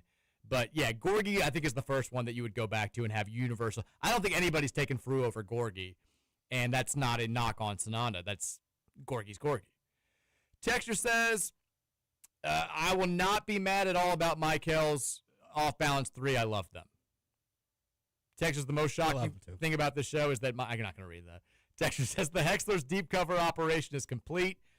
We secured the win in Atlanta, got VIP access to Georgia Tech's volleyball lounge, and they were kind of great, honestly. FYI, holy bleep, volleyball players are tall AF. Yeah, volleyball team, another big weekend. They take care of business with a couple of wins. Still number 7 in the country. Looks like we're probably going to be a 2 seed for the NCAA tournament. The good thing is all those teams above us that beat us, I think they all went 5 sets. We had advantages against most of them. Texas is like the number 2 team in the country. We had a match point against them. This team can beat anybody. It's just a matter of getting over the hump when they get those leads. Would love to get another shot at Kentucky at some point. Would obviously love to get yet another shot at Pitt. And I think we're going to have an opportunity. But we will not, unfortunately, have home court advantage up to the Final Four like we've had multiple times the last few years. Texas Mike, what was the name of the website that you did for the ad? Read about the gift card vouchers. Well, hell, let me read it again. Because you know what everyone actually wants for Christmas, Roman? Something they'll use and enjoy. Yep. And that's what makes shoppingkentuckiana.com such a hit. That's shoppingkentuckiana.com. That's where you can grab those half-price gift certificates to restaurants, entertainment spots, and attractions all over Kentuckiana. We're talking Malibu Jacks, Parlor Pizza, 5 Iron Golf Louisville, and tons more. Every deal is half off. That means you can spend $50 for a $100 gift card, $20 for a $40 gift card. All you got to do, shoppingkentuckiana.com. Make your Christmas shopping simple, local, and full of savings. Texture says, I think there's a direct correlation to the 10-win team at the beginning of his tenure coming on the tails of KP. We're investing more into basketball than most schools are and more than we were 2 years ago. Do you think that this is part of the issue? It can't be that big of a discrepancy. I don't think so either. I mean, remember all of the excitement around the football program when Jeff got here was about that Flyville class with Pierce Clarkson and those guys. And almost all those guys are already gone. And that's where I think the money was going to that was going into the program. Now all the money is going to portal acquisitions. And look, I mean, if you've got any money left over right now, you need to be funneling it for the portal because Lord knows we're going to have to be completely rebuilding that roster yet again in the portal. So, yeah, it is what it is. An influx. Never mind. I think I may have my dates wrong. Texture says, I will not check out on football until the season is over. I will not check out on football until the season is over, and then just keeps repeating it. Texture says, just completed a bucket list sports weekend. I went to Cincy on Friday. Not going to talk about Saturday, but I drove up to Green Bay to watch the Packers destroy J.J. McCarthy and the Vikings. I went to Stadium View after the game and met Packers fans from Minnesota who has a friend in Kentucky who hates Louisville. Lifted my J-Love jersey to show him my Louisville hoodie underneath. Throwing the L's up at Lambeau was a legendary moment for me. Go Cards. That's awesome. That fan deserved it. That's really cool. Text says, was that a first-time text? It was. Oh, I didn't even notice that. Oh, it was a first-time texter. Well done. Roman's on top of it, not me. Texter says, Rick Pitino seems to love being a 4 seed in the NCAA tournament. He was a 4 seed 6 times as our coach. Stallworth. Classic Stallworth. He found that the one team that 19 of the last 20 NCAA champions have gone into December with a undefeated record. Or Thanksgiving with an undefeated record. Who was it? He tweeted it at me. It was North Carolina, 0405, lost to Santa Clara. Oh, that's neutral court before Thanksgiving. That's right, because they had, I think Ray Felton was hurt. That sounds right. It was the very first game of the season, and it was one of those where they lost to Santa Clara, and nobody was worried because I think their starting point guard, I think it was Felton, didn't play in the game, and everybody was like, they'll be fine. And they were fine. They were very, very good. Texture said, Dave Teacher from Jeffersonville said, the story is, I woke up to make mashed potatoes for Thanksgiving, and while chopping them, I took a chunk out of my pointer finger. I still throw the L's up. There just might be a chunk missing at the tip. It's not good. That's an early mashed potato. Am I crazy here? Why is he chopping the mashed potatoes for Thanksgiving so early? I don't know. Maybe he was saying he did this in past years? Yeah. Texas, did you say Dennis Evans? I did say Dennis Evans. Is Dennis Evans playing this year at Grand Canyon? Yes. You knew that. I knew he was last year, but he didn't play much. Let's see how he's doing. 3.0 points per game, 1.0 rebound. He's only played in 2 of their 5 games. I mean, at some point, our big guys are going to have to stop transferring to Grand Canyon.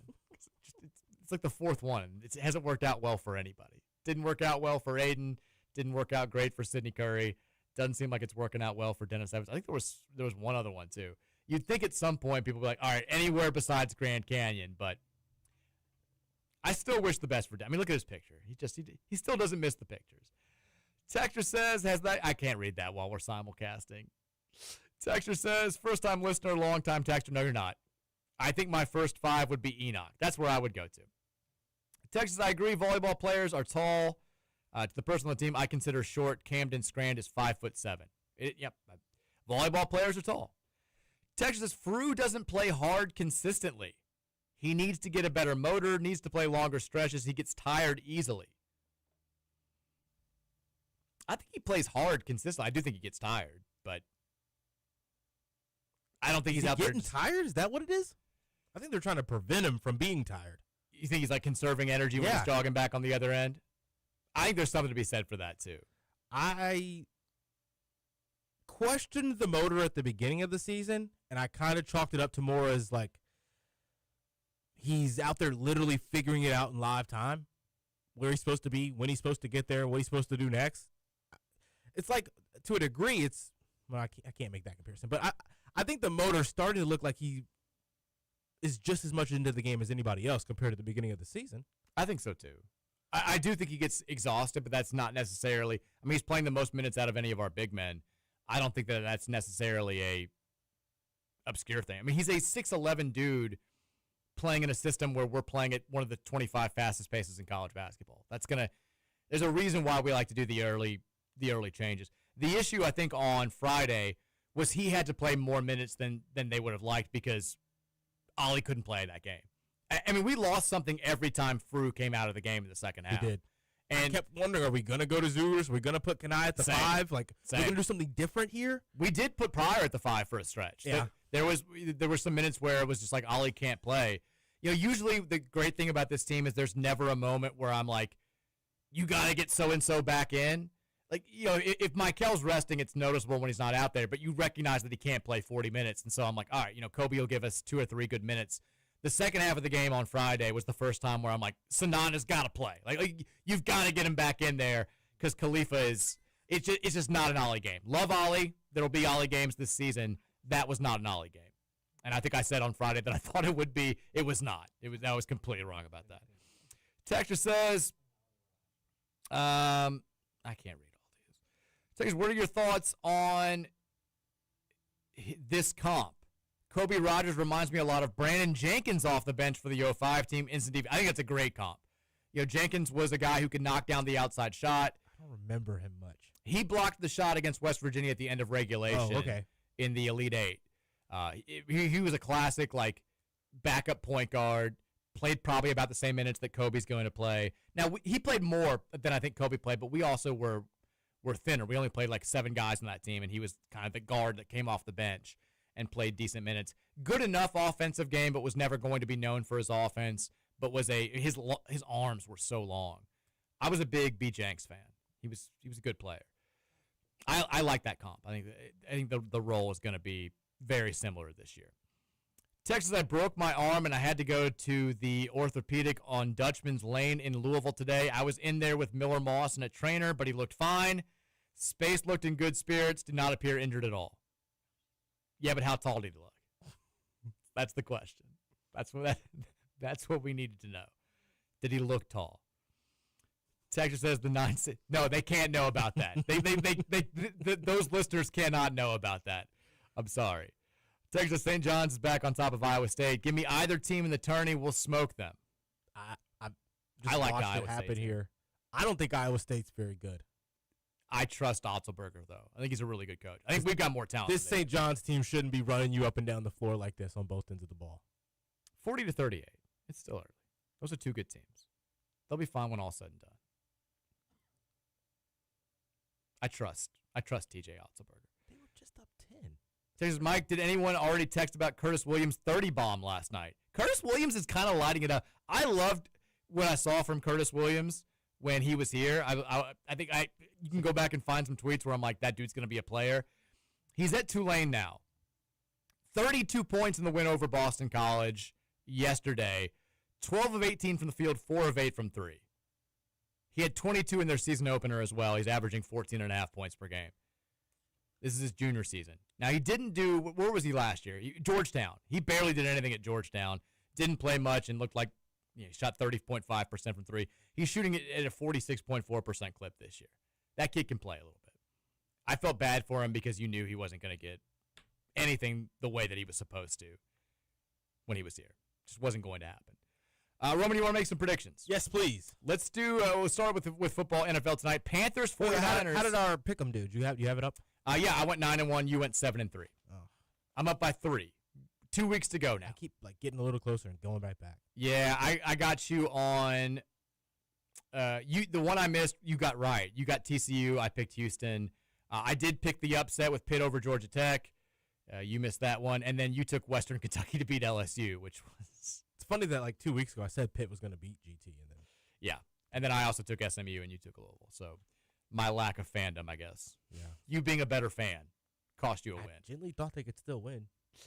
Yeah, I mean they could have. They didn't. They could. No. They could. Yeah. Panthers 49ers tonight. Big game in the NFC playoff race. 49ers that's right. are a 7.5 point home favorite. Roman, who wins it? Who covers it? Give me the Panthers. Ooh, straight up. Well, they're going to cover for sure, I think. I'm going to bet that. I think they can get the job done here. That defense has been a little better instead of abysmal. I'm taking the Niners. Niners win. Give me the Panthers. Niners win. Niners cover. The big Players Era Festival game tonight, 9:30 on TNT. Number 12 Gonzaga, number 8 Alabama. Tip off, like I said, 9:30 on TNT. Roman, give me the Zags. Zags are good, Mike. I'm taking Bama. Give me Bama. I'm big on this Bama team. Zags haven't been tested just yet. And then tonight, tipping off in about an hour and a half, Louisville, Eastern Michigan. Roman, give me a final score and who leads us in scoring tonight. Louisville wins the game handedly. I don't think they cover, though, Mike. I see us more in the 27, 28-point victory type of a margin. I think it's easy to let off the gas a little bit, start settling for jump shots when you get up to that 22, 23 points plus mark early in the second half like I expect us to be, if not by halftime. I think that Louisville can win here. I say 93-72. Leading score? Give me Isaac McNeely. You're going to say McNeely. I knew it. Dan said the same thing on the podcast. I think we win tonight. I think we hit triple digits. 102-74. Also saying we don't cover. Give me Michael Brown. Lighting it up early and then smoothly getting some rest in the second half. Let's get it done tonight. We're back tomorrow at 2:30. Dalton Pence. He's up next. Go Cards. Beat Eastern Michigan. Go Cards. The Rutherford Show was brought